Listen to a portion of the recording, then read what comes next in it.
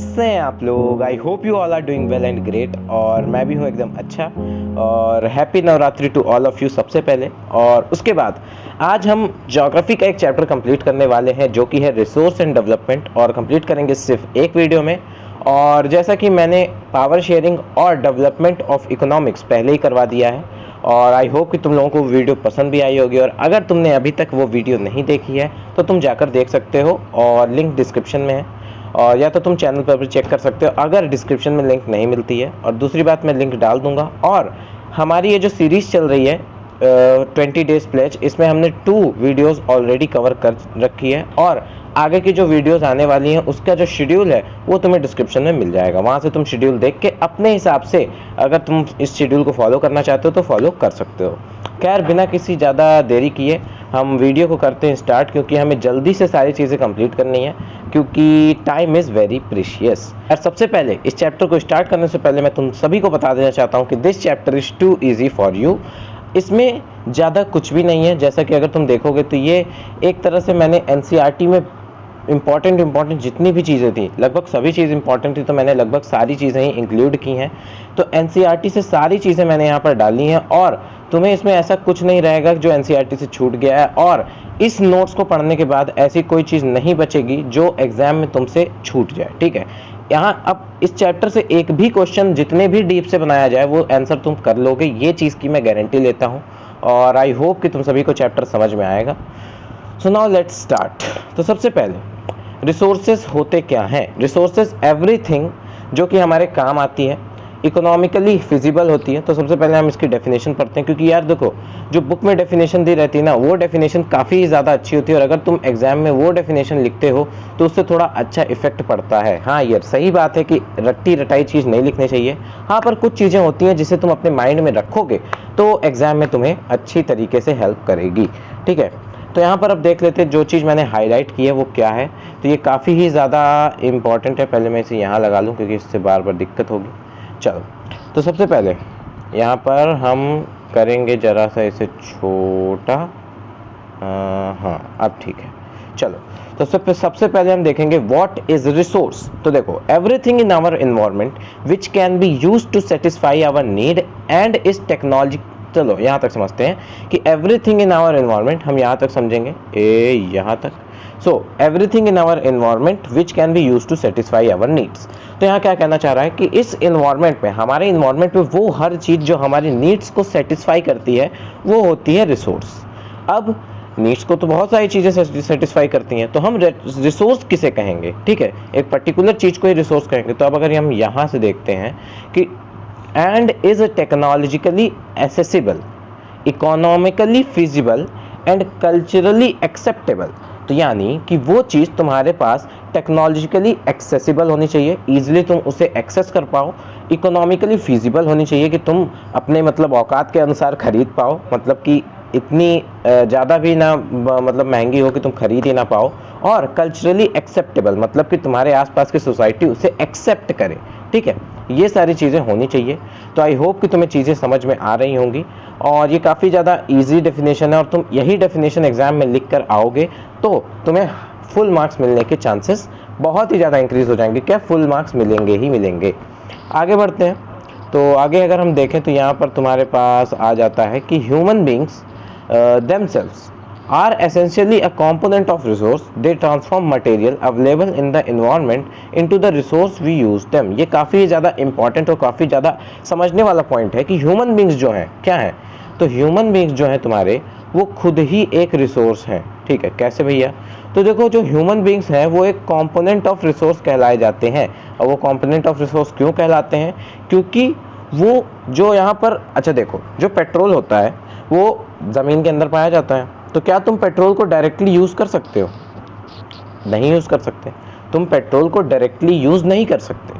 तुम उसे निकालोगे, वो क्रूड ऑयल के फॉर्म में होता है, फिर उसको रिफाइन किया जाता है, काफ़ी सारे प्रोसेसेस से उसे गुजारा जाता है, तब जाकर हम उससे यूज़ करते हैं। तो यहाँ से हमें क्या समझ में आता है? हमें ये समझ में आता है कि हम डायरेक्टली किसी रिसोर्स को नहीं यूज़ कर सकते, उसे एक फॉर्म में लाया जाता है। अब जैसे प्लास्टिक को हो गया, ठीक है, तो प्लास्टिक तुम्हें ऐसे तो मिलता नहीं है, उसे फॉर्म किया जाता है, और उसे जैसे कि तुम इसे देख सकते हो, जैसे कि ये प्लास्टिक की बॉटल है, ठीक। तो इस प्लास्टिक की बॉटल को बनाया गया होगा, रिफाइन मतलब पिघलाया गया होगा, शेप में लाया गया होगा, कलर डाले गए होंगे और भी काफ़ी सारी चीज़ें। और जैसे ये रूबिक्स क्यूब है, तो ये रूबिक्स क्यूब ऐसे धरती पे कहाँ से उत्पन्न हुआ होगा, इसे बनाया गया होगा, ठीक है। तो उसी तरीके से चीज़ों को ह्यूमन बींग्स हमारे यूज़ करने लायक बनाते हैं, ठीक है। स्टील हो गया और आयरन हो गया, कोई भी चीज़ तुम देखते हो तो वो सारी चीज़ें ह्यूमन बींग्स के द्वारा ही बनाई जाती हैं। तो human beings are also as a component of resource हम कह सकते हैं। यहाँ पर लिखा भी है कि they transform material into the form in which we can use them, ठीक है। तो ये सारी चीज़ें तुम अपने से बनाकर लिख सकते हो, इतना ज़्यादा इसमें कुछ सोचने वाली बात नहीं है, मतलब मेरे हिसाब से। आगे बढ़ते हैं। यहाँ पर जो क्लासिफिकेशन ऑफ रिसोर्सेज हैं, ये थोड़ी इंपॉर्टेंट चीज़ें हैं, यहाँ से तुम कुछ इंपॉर्टेंट चीज़ें ला सकते हो। तो चलो अब देखते हैं जल्दी से कि क्या इंपॉर्टेंट चीज़ें हैं। कलर को थोड़ा सा करते हैं चेंज, रेड कलर। आगे देखते हैं।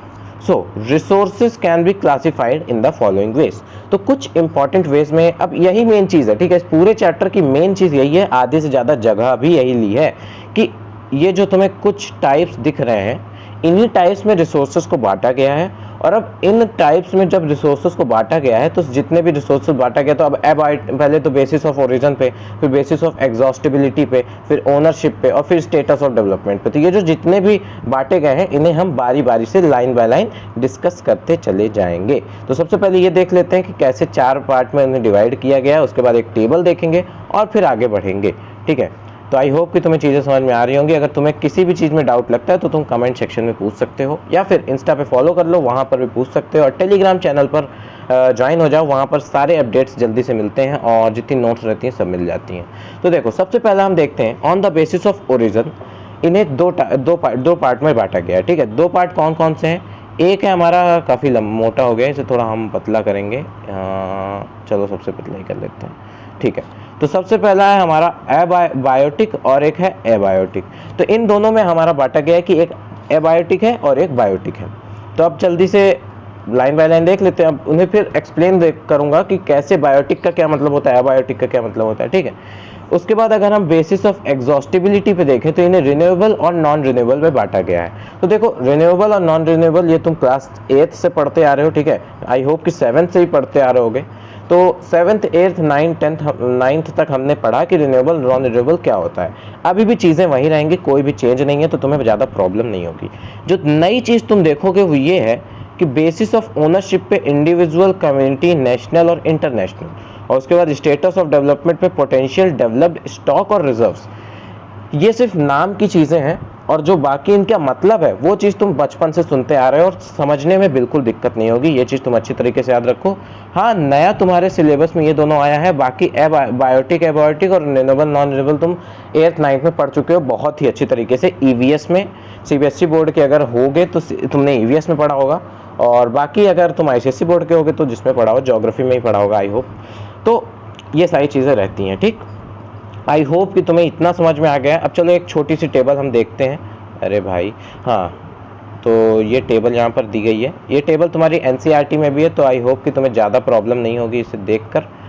चलो, तो यहाँ पर कुछ चीज़ें, जैसे कि यहाँ पर रिसोर्सेज दी हैं, जैसे जो कुछ भी हमने ऊपर पढ़ा उसे टेबल के फॉर्म में, तो तुम टेबल के फॉर्म में इस तरीके से याद रख सकते हो कि यहाँ पर देखो, यहाँ पर तुम्हें क्या दिख रहा है कि नेचुरल और ह्यूमन। तो एक होता है नेचुरल, जो कि नेचर के द्वारा दिया गया है, और एक होता है, अरे मैसेज आ जाता है यहाँ पे, तो एक होता है नेचुरल, एक होता है ह्यूमन, ठीक है।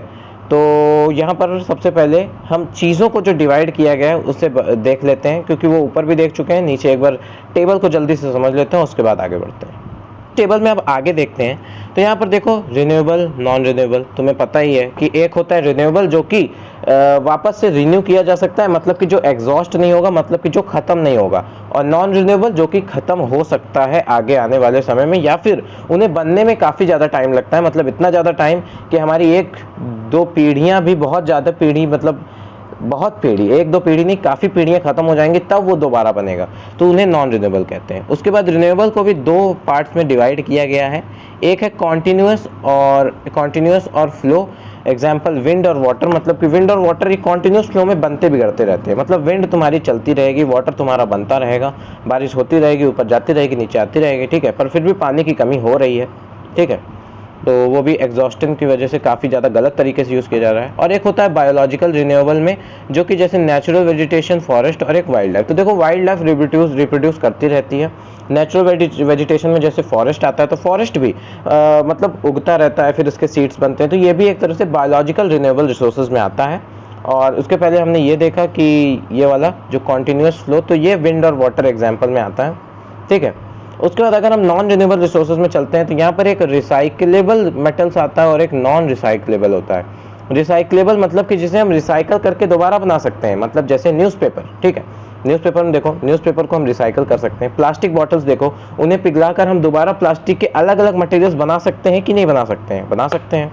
और स्टील हो गया, आयरन हो गया, ये सारी चीज़ें हम रिसाइकल कर सकते हैं। इसीलिए कहते हैं ना रिसाइकल, रीयूज, रिड्यूस, जो 3 R's होते हैं। अब तो फिलहाल 5 R's आ चुके हैं। आगे यहाँ पर ह्यूमंस में अगर हम देखें तो ह्यूमंस में भी 2 कैटेगरी है हमारी। इसे ज़्यादा याद करने की ज़रूरत नहीं है, बस तुम समझ लो इस टेबल को, ठीक है। क्योंकि हो सकता है क्योंकि अभी इस बार पैटर्न थोड़ा सा चेंज हुआ है, तो हो सकता है कि ये टेबल तुम्हें बनाने को कह दे, टेबल भरने को कह दे। वैसे ये आने के चांसेस नहीं है, बस एक बार समझ के रखोगे तो फ़ायदा रहेगा, ठीक है। तो यहाँ पर 2 दिया है, यहाँ पर हम कलर्स को थोड़ा सा चेंज करते हैं और देखते हैं। तो यहाँ पर तुम देख सकते हो कि स्ट्रक्चर्स एंड इंस्टीट्यूशंस, ठीक है, स्ट्रक्चर्स एंड इंस्टीट्यूशन, और दूसरा है क्वांटिटी एंड क्वालिटी। तो देखो स्ट्रक्चर्स एंड इंस्टीट्यूशंस मतलब कि जो हमारे द्वारा बनाए जाते हैं, जैसे कि जैसे बिल्डिंग्स हो गई, हॉस्पिटल्स हो गए और लाइब्रेरीज हो गई, मतलब कि जो इंस्टीट्यूशंस, स्ट्रक्चर्स हमारे द्वारा बनाए जाते हैं। जैसे अब इसे भी तुम कह सकते हो कि ये स्ट्रक्चर्स और इंस्टीट्यूशंस में ही आते हैं, क्योंकि इसे हमारे द्वारा ही बनाया गया है, ठीक है। बाकी क्वांटिटी और क्वालिटी जो कि हमारे द्वारा ही बनाई जाती है, कि किसी चीज़ की क्वालिटी या क्वांटिटी, तो ये सारी चीज़ें होती हैं, ठीक है। तो इस टेबल में मेनली यही चीज़ें बताई गई थी। खैर अब इन चीज़ों को हम करते हैं इरेज और आगे बढ़ते हैं। अब हम जितने भी ये सारे पढ़े थे, क्लासिफिकेशन ऑफ रिसोर्सेज हमने जितने भी पढ़े थे, अब इन सारे क्लासिफिकेशन ऑफ रिसोर्सेज को हम डिटेल में पढ़ेंगे, ठीक है। तो डिटेल में सबसे पहले पढ़ने के लिए आगे यहाँ पर देखते हैं। तो सबसे पहले on the basis of origin हम डिस्कस करने वाले हैं। तो on the basis of origin में तुम्हारे 2 आते हैं, एक बायोटिक और एक एबायोटिक, ठीक है। तो बायोटिक एबायोटिक में क्या होता है, ठीक है यार, ये बहुत ही इजी है, इसलिए थोड़ा पढ़ाने में भी थोड़ा सा बोरिंग हो रहा है, पर पढ़ाना तो पड़ेगा ही क्योंकि एग्जामिनेशन में आएगा, ठीक है। तो थोड़ा जो इंटरेस्टिंग चैप्टर होता है उसे पढ़ाने में और मज़ा आता है। आई होप कि तुम लोगों को बोरिंग ना लग रहा हो, क्योंकि मैं कोशिश कर रहा हूँ कि तुम्हें बोरिंग ना ही लगे तो सही है। बाकी बायोटिक रिसोर्स और एबायोटिक रिसोर्स, ठीक है। तो biotic resource are obtained from the biosphere and have life, ठीक है। तो ये सिंपल है कि बायोस्फीयर क्या होता है। बायोस्फीयर वो पूरा इन्वायरमेंट जिसमें हम रहते हैं। बायोस्फीयर में काफ़ी आते हैं, हाइड्रोस्फीयर आता है और उसके बाद काफ़ी सारे स्फीयर्स आते हैं, जिसमें जैसे तुम्हारा जो रॉक होता है, तुम्हारा जो लैंड होता है, फिर उसके बाद उसमें वाटर आता है, फिर एयर वाला होता है। तो काफ़ी सारे स्फीयर्स होते हैं और उन सारे स्फीयर्स को मिलाकर हमारा बायोस्फीयर बनता है और बायोस्फीयर में लाइफ पाई जाती है एंड हैव लाइफ। तो ये चीज़ें तुम अच्छे से समझ लो कि are obtain from the biosphere and have life, ये चीज़ अच्छी तरीके से समझते रहो। एग्जाम्पल में human beings, flora and fauna, fisheries, livestocks etcetera. मतलब कि human beings, flora and fauna मतलब प्लांट्स एंड एनिमल्स, ये तुम समझ रहे होगे फ्लोरा एंड फौना। और फिशरीज यानी फिशेस जो कि तुम्हारे हाइड्रोस्फीयर वाटर में पाए जाते हैं। लिव स्टॉक्स मतलब कि जो पालना जाता है, ठीक है। जैसे हम पालते हैं ना, जैसे डॉग्स पालते हैं, वैसे डॉग्स को तो लिव स्टॉक में नहीं डाला जाता है। जैसे हैन पालते हैं, कॉक पालते हैं, तो उसी तरह ये सारी चीज़ें लिव स्टॉक में आती हैं, ठीक। आई होप कि तुम्हें चीज़ें हो रही होंगी क्लियर एकदम। आगे एबायोटिक रिसोर्स, ये तो और अच्छी चीज़ है कि all those animal which are all those things which are composed of non living things are called abiotic resources, ठीक है। एबायोटिक रिसोर्सेज वही चीज़ें जो नॉन लिविंग होती हैं। Living biotic, non living abiotic, simple, ठीक है। और ये रॉक्स एंड मेटल्स, तो ये सारी चीज़ें हैं। तो आई होप कि चीज़ें हो रही होंगी एकदम क्लियर। आगे बढ़ते हैं on the basis of exhaustibility. ये दोनों मैं इसीलिए जल्दी से बता दे रहा हूँ क्योंकि ये सारी चीज़ें तुम्हें पता हैं, ये सारी चीज़ें तुमने पढ़ी हैं और ये चीज़ें तुमको पता हैं। On the basis of exhaustibility, exhaustibility का मतलब क्या होता है? एग्जॉस्टिबिलिटी मतलब खत्म होना, मतलब वो खत्म, उनके खत्म होने के अनुसार कि वो खत्म होंगे भी या नहीं होंगे, ठीक है। तो उस हिसाब से अगर हम देखें तो रिन्यूएबल और नॉन रिन्यूएबल, तुम सभी जानते हो रिन्यूएबल वो जो कि रिन्यू नहीं किए जा सकते और नॉन रिन्यूएबल वो जो कि रिन्यूएबल वो जो रिन्यू किए जा सकते हैं और नॉन रिन्यूएबल वो जो रिन्यू नहीं किया जा सकते। तो अब यहाँ पढ़ो definition, the resources which can B renewed और रिप्रोड्यूस्ड बाय फिजिकल। चलो यहाँ पर इसे हाईलाइट के उससे यूज़ करते हैं, वो ज़्यादा समझ में आएगा तो, ठीक है। अरे हो जा यार, हाँ। The resources which can be renewed और रिप्रोड्यूस्ड बाय फिजिकल, केमिकल और mechanical processes are known as renewable और रिप्लेनिशेबल रिसोर्सेज। ठीक है, तो ये चीज़ अच्छे से याद रखो कि इन्हें रिप्लेनिशेबल रिसोर्सेज भी कहते हैं। तो अगर रिन्यूएबल की जगह पे कहीं पर भी तुम्हें मतलब रिप्लेनिश किया जा सकता है उन्हें, ठीक है। इसे तुम अगर प्रोनाउंसिएशन में जैसे मुझे थोड़ी सी दिक्कत आ रही है उस तरह तुम्हें आए तो तुम इसे ऐसे पढ़ो कि रिप्लेनिश किया जा सकता है। रिप्लेनिश और रिन्यू एक ही चीज़ होती है।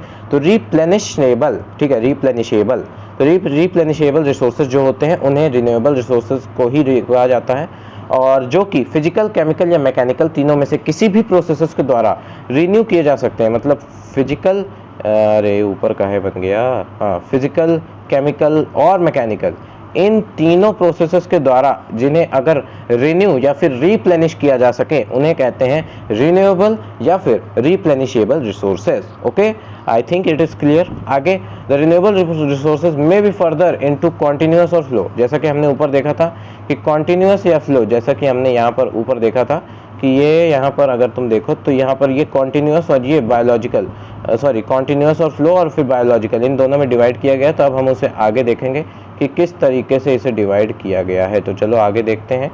तो यहाँ पर, ठीक है, तो यहाँ पर जैसे कि तुम देख सकते हो कि कहाँ है, हाँ, सोलर, विंड, ये सब तुम्हारा कॉन्टिन्यूअस और फ्लो में आते हैं। ठीक है, solar, wind, water, forest, wild life, तो ये सारी चीज़ें रिन्यू हो सकती हैं। ठीक है, तो बायोलॉजिकल में ही इसे जोड़ दिया गया है, कॉन्टिन्यूअस और फ्लो वाले को बायोलॉजिकल। ये जो वाइल्ड लाइफ और फॉरेस्ट है तुम्हारा, ये वहाँ पर हमने क्या देखा था, बायोलॉजिकल रिन्यूएबल रिसोर्सेज में है, और ये सोलर, विंड, वाटर, ये सब कॉन्टिन्यूअस और फ्लो वाले में है। तो इसे तुम एक में भी रख सकते हो जैसे इन्होंने रखा है।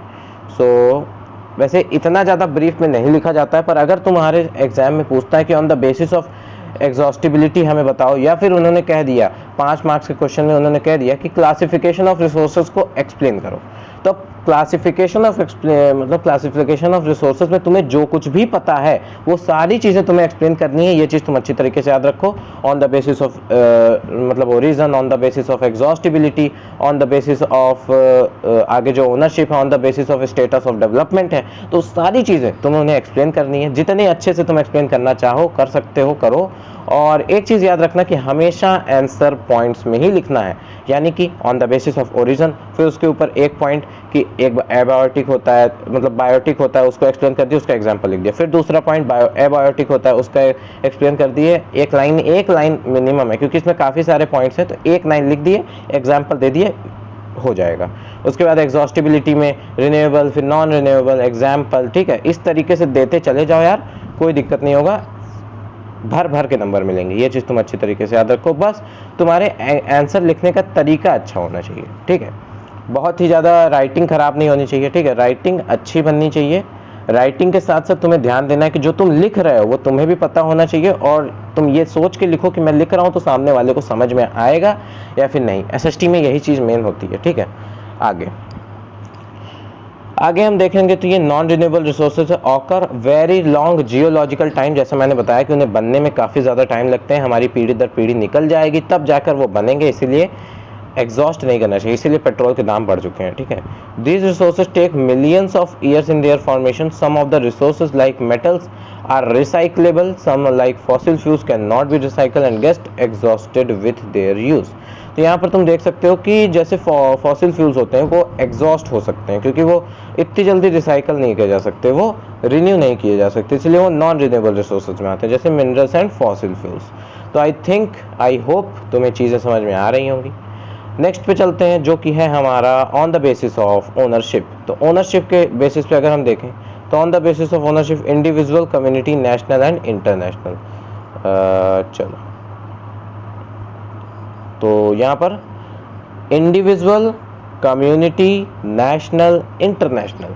तो अब ओनरशिप के ऊपर मतलब कि इसे किसके द्वारा ओन्ड किया गया है, जैसे अब नाम से समझ में आ रहा है इंडिविजुअल रिसोर्सेज। तो इंडिविजुअल मतलब वो किसी एक पर्टिकुलर इंडिविजुअल के द्वारा यूज किया जाता है, मतलब प्राइवेट चीजें। ठीक है, प्राइवेट चीजें, मतलब जैसे कि मेरा ये है तो मैं ही इसे यूज़ करूँगा, इसे कोई भी आकर कहीं से भी आकर यूज़ नहीं करके चला जाएगा, ठीक है। जैसे अभी मेरी बॉटल है तो इस बॉटल में पानी मैं ही पीऊँगा, ये ईयरफोन है तो इस ईयरफोन को यूज़ मैं ही करूँगा, ये मोबाइल है तो ये मोबाइल यूज़ मैं ही नहीं है, तो मेरी मम्मा का है, ये मम्मा यूज़ करेंगी, मैं नहीं यूज़ करूँगा। तो इसी तरह तो ये प्राइवेट रिसोर्सेज होते हैं, ठीक। तो बाकी आगे बढ़ते हैं। तो कम्युनिटी ओन्ड रिसोर्सेज, कम्युनिटी मतलब जो पब्लिक के द्वारा यूज़ किया जाता है। नेशनल रिसोर्सेज मतलब जो किसी एक कंट्री के द्वारा यूज़ किया जाता है। इंटरनेशनल रिसोर्सेज जो कि इंटरनेशनली यूज़ किया जाता है। तो अब लाइन बाय लाइन इनकी डेफिनेशंस के थ्रू इन्हें समझ लेते हैं, क्योंकि डेफिनेशन बहुत इंपॉर्टेंट होती है, क्योंकि डेफिनेशन तुम्हें लिखनी पड़ेगी, ठीक है। तो ये यहाँ पर तुमने 4 टाइप्स देखे on the basis of ownership के। अब इन 4 टाइप्स को हम लाइन बाय लाइन पढ़ लेते हैं, ठीक है। आगे अब यहाँ पर थोड़ा सा हम कलर को करेंगे चेंज और देखते हैं। देखो, individual resources are owned privately by individuals, जैसा कि मैंने तुम्हें अभी बताया कि ये बहुत ही ज़्यादा इंपॉर्टेंट है कि देखो इसे प्राइवेटली यूज़ किया जाता है। प्राइवेटली यानी कि इसे सिर्फ मैं यूज़ कर सकता हूँ, इसे सिर्फ तुम यूज़ कर सकते हो। तुम्हारा घर है वो प्राइवेट है, वो तुम ही रहते हो उसमें। तुम्हारा बाथरूम सिर्फ तुम यूज़ कर सकते हो, ठीक है। तुम्हारी ग्लास जिसमें तुम पानी पीते हो उसको सिर्फ तुम यूज़ कर सकते हो, ठीक है। तो इस तरीके से प्राइवेटली ओन रिसोर्सेज। और बाकी यहाँ पर क्या लिखा हुआ है, in villages people own land, where in urban areas people own plots, houses and other properties.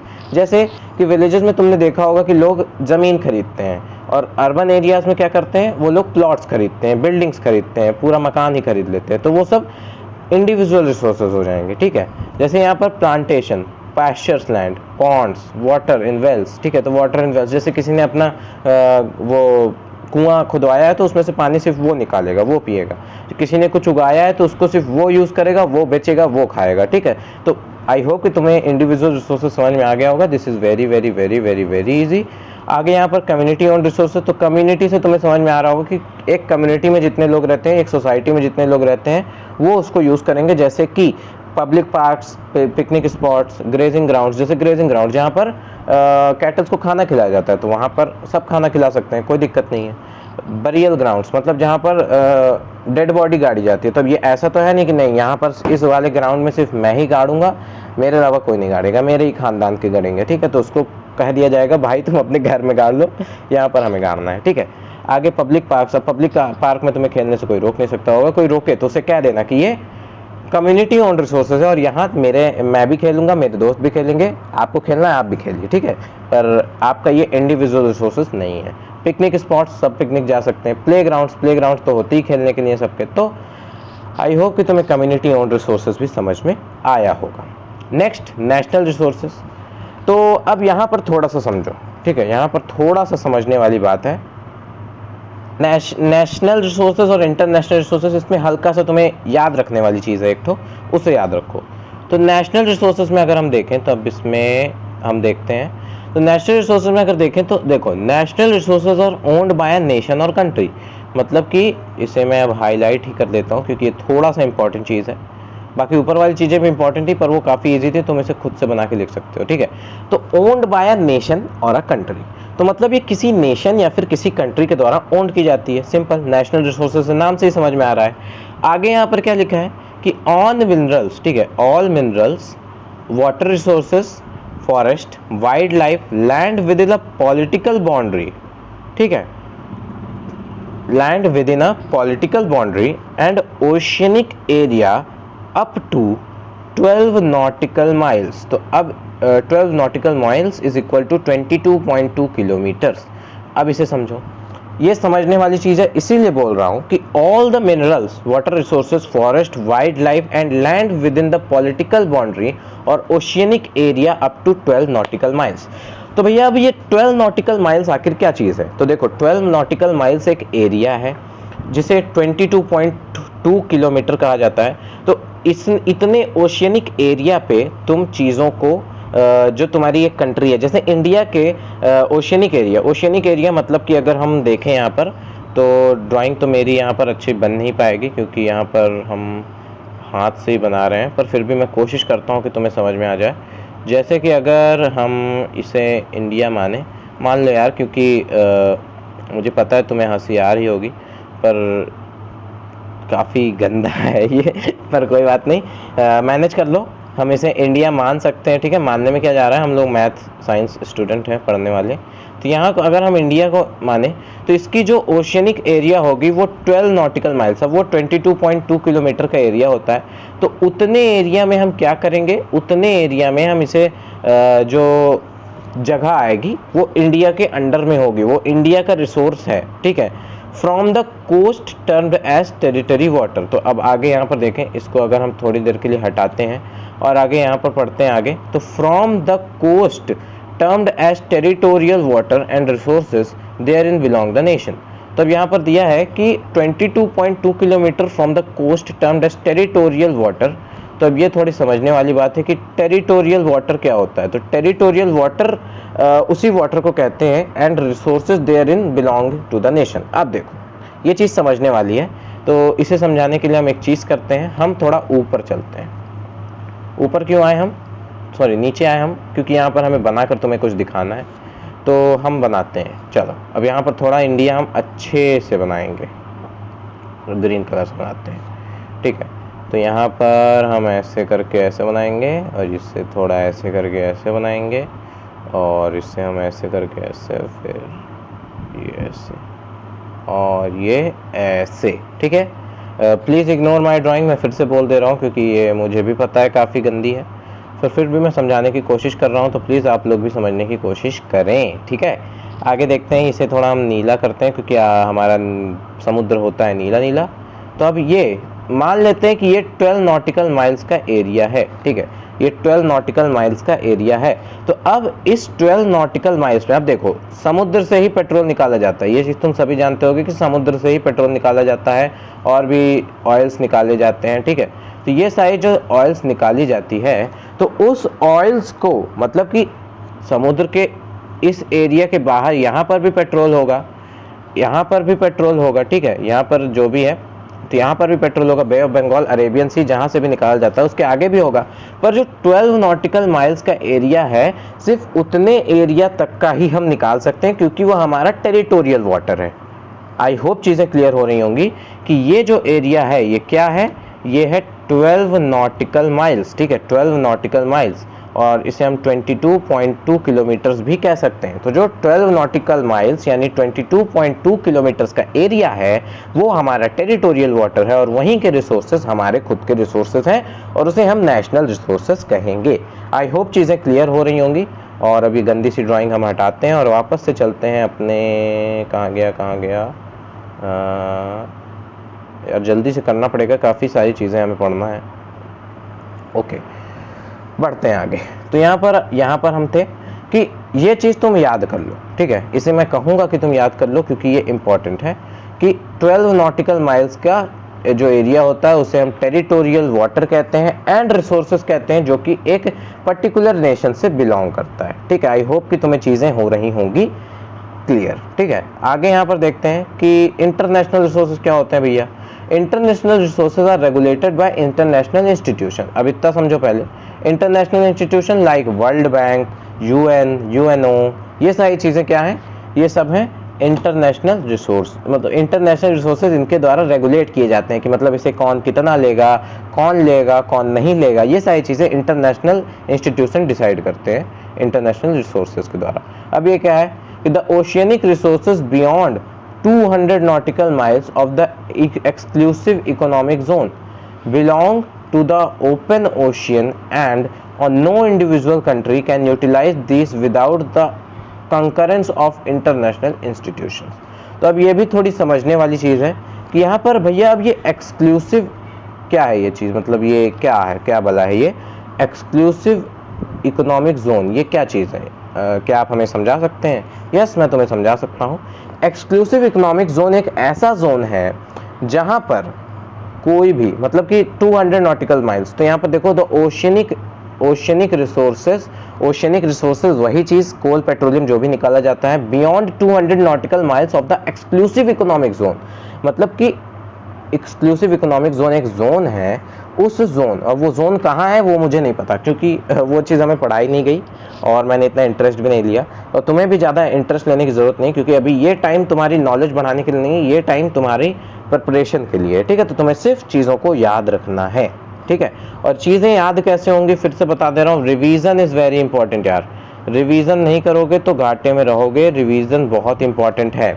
और रिवीजन के लिए भी मैं एक चीज़ बताऊंगा, अभी इसी तरह चलता रहेगा, उसी में एक ठो वीडियो डाल दूंगा जिसमें मैं बता दूंगा कि रिवीजन तुम्हें कैसे करते चलना है। क्योंकि चलो ये सारी बातें बाद में, पहले हम अपना कोर्स पे ध्यान देते हैं, ठीक है। यहाँ पर ये लाइन पढ़ लो कि बियॉन्ड, ये भी लाइन पढ़ लो, beyond 200 nautical miles of the exclusive economic zone belong to the open ocean and no individual country can utilise this resources without the concurrence of international institution. मतलब कि अगर इंडिया को इंटरनेशनल रिसोर्सेज चाहिए तो जो exclusive economic zone है उसके 200 nautical miles beyond, वहाँ पे 12 नॉटिकल माइल्स था, मतलब कि इंडिया के चारों या किसी भी कंट्री के चारों ओर का जो 22.2 किलोमीटर यानी 12 नॉटिकल माइल्स का एरिया है वो उसकी टेरिटोरियल वाटर होती है और वहाँ से वो रिसोर्सेज निकाल सकता है, क्योंकि वो उसका इंटरनेशनल रिसोर्सेज नेशनल रिसोर्सेज होता है। अब इंटरनेशनल रिसोर्सेज के केस में यहाँ पर तुम्हें इंटरनेशनल इंस्टीट्यूशन से परमिशन लेनी पड़ेगी उन रिसोर्सेज को निकालने के लिए। सो आई होप कि चीज़ें क्लियर हो गई होंगी, इतना ज़्यादा इसमें कोई दिमाग लगाने वाली चीज़ नहीं है, बस तुम्हें माइंड में ये रखना है कि इंटरनेशनल रिसोर्सेज क्या होता है और डेफिनेशन हमें क्या लिखनी होगी अगर मान लेते हैं एग्जाम में आ जाता है तो, ठीक है। आगे बढ़ते हैं। ओके, आगे है हमारा on the basis of status of development. तो on the basis of status of development क्या होता है, तो पोटेंशियल डेवलप्ड स्टॉक, ठीक है, पोटेंशियल डेवलप्ड स्टॉक और रिजर्व, ये जितने भी हैं, ठीक है।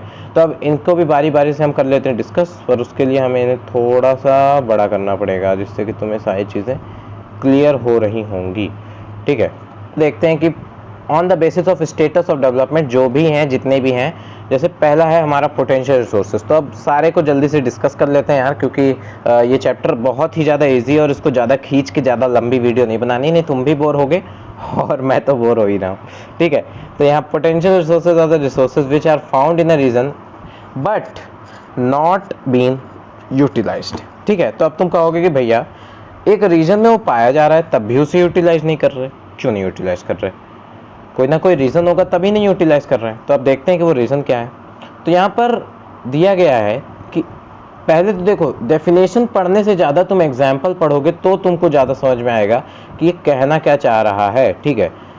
आई होप कि चीज़ें क्लियर हो रही होंगी कि एग्जाम्पल पढ़ने से, अब जैसे देखो साइंस ही ले लो, साइंस में तुम्हें एग्जाम्पल पढ़ने से ज़्यादा समझ में आता है। और मैथ्स को ही ले लो, मैथ्स में भी तुम्हें एग्जाम्पल देखने से ही बाकी सारे न्यूमेरिकल्स के बारे में समझ में आता है। तो जैसे पोटेंशियल रिसोर्स के बारे में देखते हैं, तो potential resources which are formed in a region but not have been utilised, मतलब कि एक पर्टिकुलर रीजन में क्या कहते हैं, पाई जाती है पर यूटिलाइज नहीं की जाती है, ठीक है। तो बाकी जैसे Rajasthan and Gujarat have enormous potential for development of wind and solar energy but so far these have not been developed properly.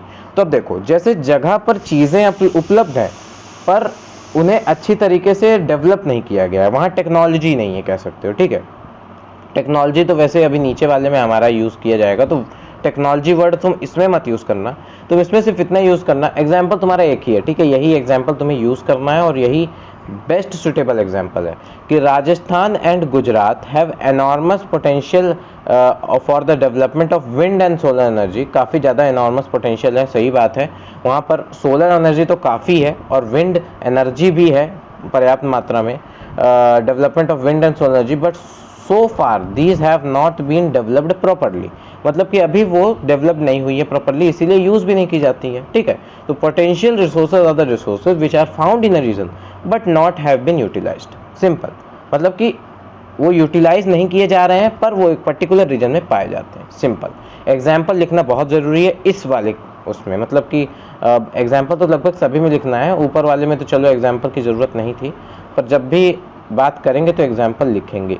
आगे बढ़ते हैं, यहाँ पर हम अब डेवलप्ड रिसोर्सेज के बारे में देखते हैं, ठीक है। तो डेवलप्ड रिसोर्सेज के बारे में अगर हम देखेंगे, भाई हटो, हाँ, तो डेवलप्ड रिसोर्सेज के बारे में अगर हम देखेंगे तो डेवलप्ड रिसोर्सेज में रिसोर्सेज विच आर सर्वेड, ठीक है, the resources which are surveyed and their quality and quantity have been determined for utilization. The development of resources depend on technology and level of their feasibility, ठीक है। तो अब यहाँ पर क्या कहना चाह रहा है, तब सुनो, अब चीज़ों को समझने की कोशिश करो। डेवलप्ड रिसोर्सेज में हम देख रहे हैं कि resources which are surveyed and their quality and quantity have been determined for utilisation. मतलब कि सर्वे हो चुका है, डेवलप्ड रिसोर्सेज का सर्वे हो चुका है और उनकी जो क्वालिटी और क्वांटिटी है वो डिटरमाइंड हो चुकी है यूटिलाइजेशन के लिए। मतलब कि हमने फैसला कर लिया है कि हाँ हम इसे यूटिलाइज करेंगे। आगे, the development of resources depends on technology and level of their feasibility. ठीक है, तो फिजिबिलिटी मतलब कि हम पैसा, ठीक है, अब किसी भी चीज़ को तुम्हें यूज़ करना है, अब तुम्हें अगर सोलर एनर्जी, विंड एनर्जी भी यूज़ करनी है तो उसके लिए भी तुम्हें प्लांट सेटअप करने के लिए पैसा तो चाहिए ही। पैसा हर चीज़ के लिए चाहिए। डेवलपमेंट चैप्टर हमने जो पहला चैप्टर पढ़ा था इकोनॉमिक्स में, उसमें भी हमने देखा था कि पैसा ही सब कुछ है। विदाउट पैसा एनीथिंग इज नॉट पॉसिबल। ठीक है, इसीलिए पढ़ाई कर लो, पैसा कमाओ। आगे, materials in our environment which have the potential to satisfy human needs but human beings do not have appropriate technology to access these are called stock resources। तो जैसा कि हमने देखा कि एक पोटेंशियल, एक डेवलप्ड, एक स्टॉक और एक रिजर्व। तो हमने अब यहाँ पर ये स्टॉक रिसोर्स है, ठीक है, इन्हें यहाँ पर स्टॉक को दिया गया है, इसलिए हो सकता है तुम्हें शुरुआत में ना दिखाओ, तो यहाँ पर इन सारी चीज़ों को हटाते हैं। तो अभी फिलहाल हम स्टॉक को देखेंगे, पर आई होप कि तुम्हें डेवलप्ड रिसोर्सेज समझ में आ गया होगा कि वो सारे रिसोर्सेज सर्वेड हैं, उनकी क्वालिटी और क्वांटिटी उनकी यूटिलाइजेशन के लिए डिटरमाइन कर चुकी गई हैं, और अब डेवलपमेंट ऑफ रिसोर्सेज डिपेंड कर रहे हैं कि उसके लिए पर्टिकुलर टेक्नोलॉजी आ जाए और उनके लेवल ऑफ देयर फिजिबिलिटी, मतलब जो लेवल ऑफ फिजिबिलिटी है कि हमें ईजिली अवेलेबल हो जाए, ईजिली हमारे पास जितना बजट है हमारा उसमें मिल जाए, उन्हें हम डेवलप्ड रिसोर्सेज की कैटेगरी में डालते हैं। ठीक है, और ये चीज़ इस चैप्टर के लिए मैं कह रहा हूँ मैं अपनी तरफ से कि डेफिनेशंस याद रखो। ठीक है, डेफिनेशन समझो, तो समझ लोगे तो यार अपने आप याद हो जाएगा। ठीक है, आगे यहाँ पर जो तुम्हारे स्टॉक रिसोर्सेज है वो क्या है कि पोटेंशियल है satisfy which have the potential to satisfy human needs, और इसके लिए एग्जाम्पल काफ़ी अच्छा है हमारे पास कि इसके पास पोटेंशियल तो काफ़ी अच्छा है, अगर ये हमें मिल जाती है तो हमारी काफ़ी सारी प्रॉब्लम्स ख़त्म हो जाएगी, पर हमारे पास टेक्नोलॉजी नहीं है, अप्रोप्रिएट टेक्नोलॉजी नहीं है उसे एक्सेस करने के लिए, उन्हें स्टॉक रिसोर्सेज कहा जाता है। ठीक है, तो अब ये चीज़ तुम अच्छी तरीके से याद रखो कि स्टॉक रिसोर्सेज क्या होते हैं। इन्हें मैं करूँगा तुम्हारे लिए हाईलाइट, क्योंकि ये बहुत ही ज़्यादा इंपॉर्टेंट है, क्योंकि हो सकता है कि 1 मार्क्स में तुम्हारे लिए स्टॉक की डेफिनेशन पूछ ली जाए, तो इसे करते हैं हाईलाइट। और डेवलप्ड रिसोर्सेज भी काफ़ी इंपॉर्टेंट है, तो इन्हें भी करते हैं हम हाईलाइट। तो ये काफ़ी ही ज़्यादा इंपॉर्टेंट है, इसलिए मैंने इन्हें हाईलाइट करके रख लिया है। और इसका जो एग्जाम्पल है ये भी काफ़ी ज़्यादा इंटरेस्टिंग एंड मतलब इम्पॉर्टेंट है कि जो वाटर होता है उसमें हाइड्रोजन पाया जाता है। ठीक है, तो अब hydrogen is a rich source of can be used as a rich source of energy but we do not have advance technology to use it.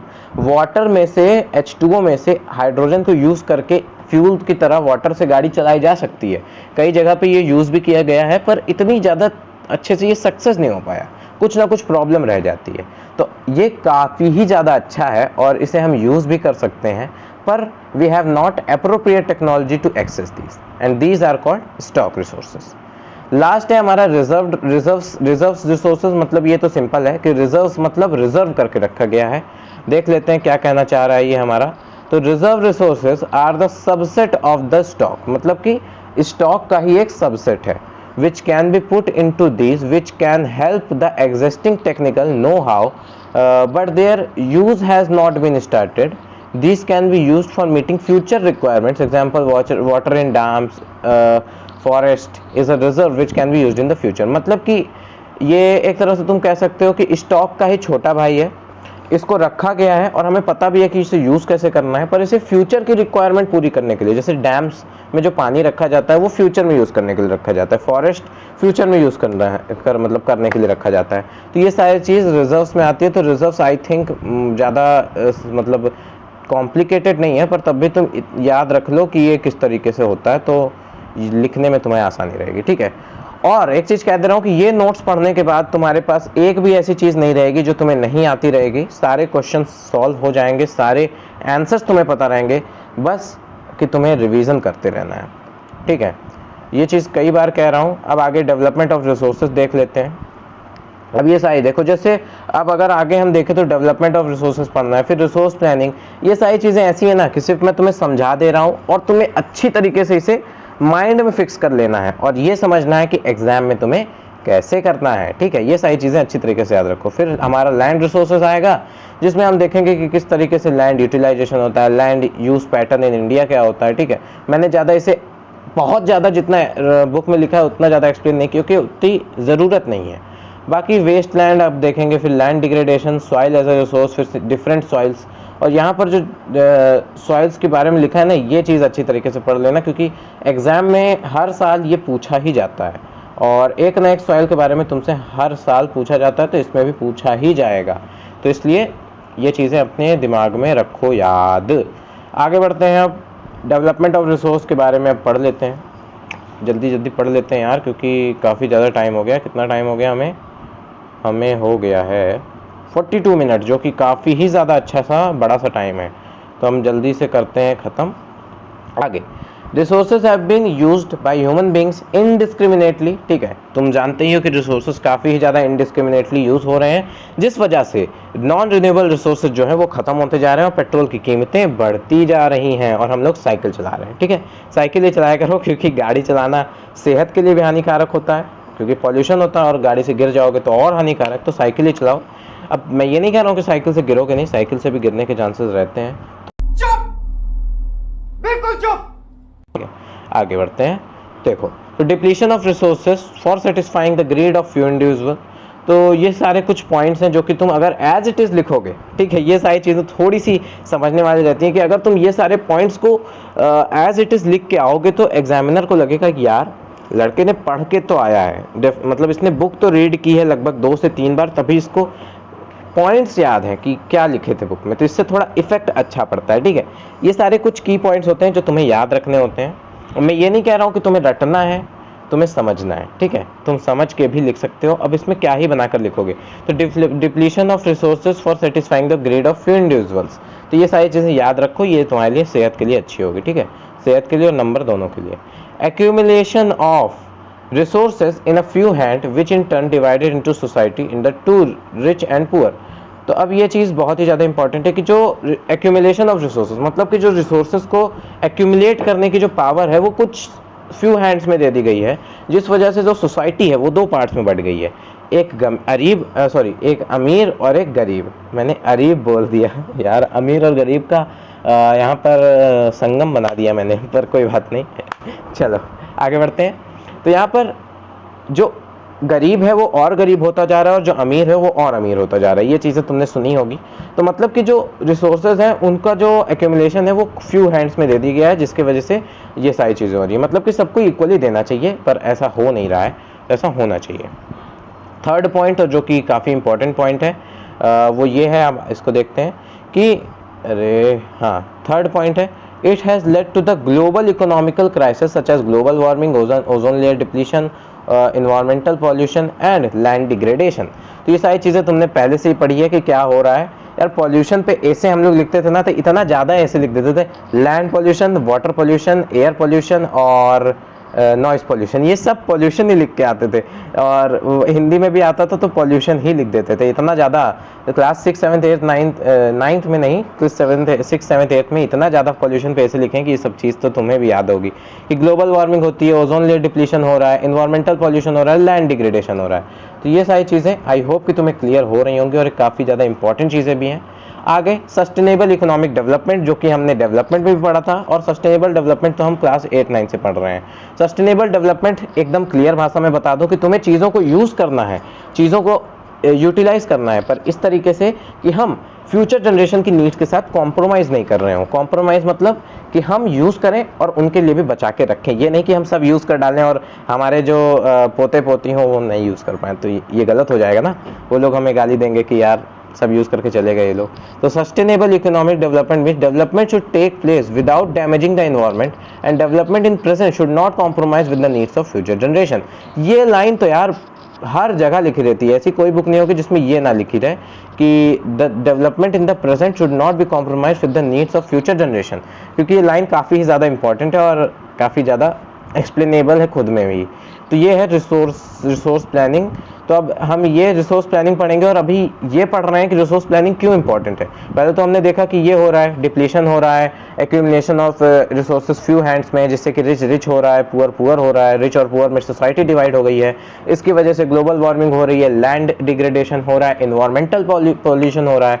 और अब इसको सही भी तो करना पड़ेगा, तो सही करने के लिए हम रिसोर्स प्लानिंग का सहारा लेंगे। तो अब रिसोर्स प्लानिंग क्या होती है आगे बढ़ के समझते हैं। और सस्टेनेबल डेवलपमेंट भी तुमने समझ लिया, अब रिसोर्स प्लानिंग समझने की बारी आ चुकी है। तो अब रिसोर्स प्लानिंग की हम डेफिनेशन समझते हैं। सो इन इंडिया, ये वाली जो चीज़ें हैं इसको तो सिर्फ समझना है। इन इंडिया, ये मेरा हाथ बीच बीच में बार बार ऐसे ऐसे आ जा रहा है, तो उसको थोड़ा सा इग्नोर करो क्योंकि ये मोबाइल का कैमरा यहाँ पर है।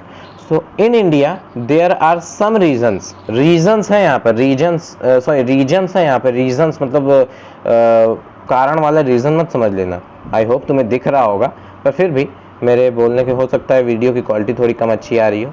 Reasons which can be considered self-sufficient in terms of availability of resources, and there are some regions which have acute shortage of। हाँ, तो अब इसे मैं अच्छी तरीके से तुम्हें हाईलाइट करके बताऊं क्योंकि ये काफ़ी इम्पॉर्टेंट है। सो देखो, in India there are some regions which can be considered self-sufficient in terms of availability of resources, and there are some regions which have acute shortage of some vital resources। तो क्या कहना चाह रहा है ये कि इंडिया में कुछ रीजन्स तो ऐसे हैं जहां पर जिन्हें ऐसा कंसिडर किया जाता है कि वो सेल्फ सफिशिएंट है इन केस ऑफ रिसोर्सेज, मतलब उनके पास काफ़ी रिसोर्सेज है कि उन्हें किसी के ऊपर डिपेंड होने की ज़रूरत नहीं है। और कुछ रीजन्स ऐसे देखे जाते हैं जिनके पास acute shortage of some vital resources है, मतलब कुछ वाइटल रिसोर्सेज की एक्यूट शॉर्टेज है। और this calls for balanced resource planning at the national, state, regional and local levels. तो इसकी वजह से हो क्या रहा है, हो ये रहा है कि this calls for balanced resource planning for national, state and regional, local level. तो इसकी वजह से हमें रिसोर्स की प्रॉपर प्लानिंग करनी पड़ेगी। मतलब कुछ जगहों पे तो एकदम से है, बहुत ज़्यादा है, मतलब उनको मतलब वो सेल्फ सफिशिएंट है, और कुछ जगह है ही नहीं। तो हमें कुछ ऐसा करना पड़ेगा कि सबके पास हो जाए, भले बराबर मात्रा में हो पर सबके पास हो जाए।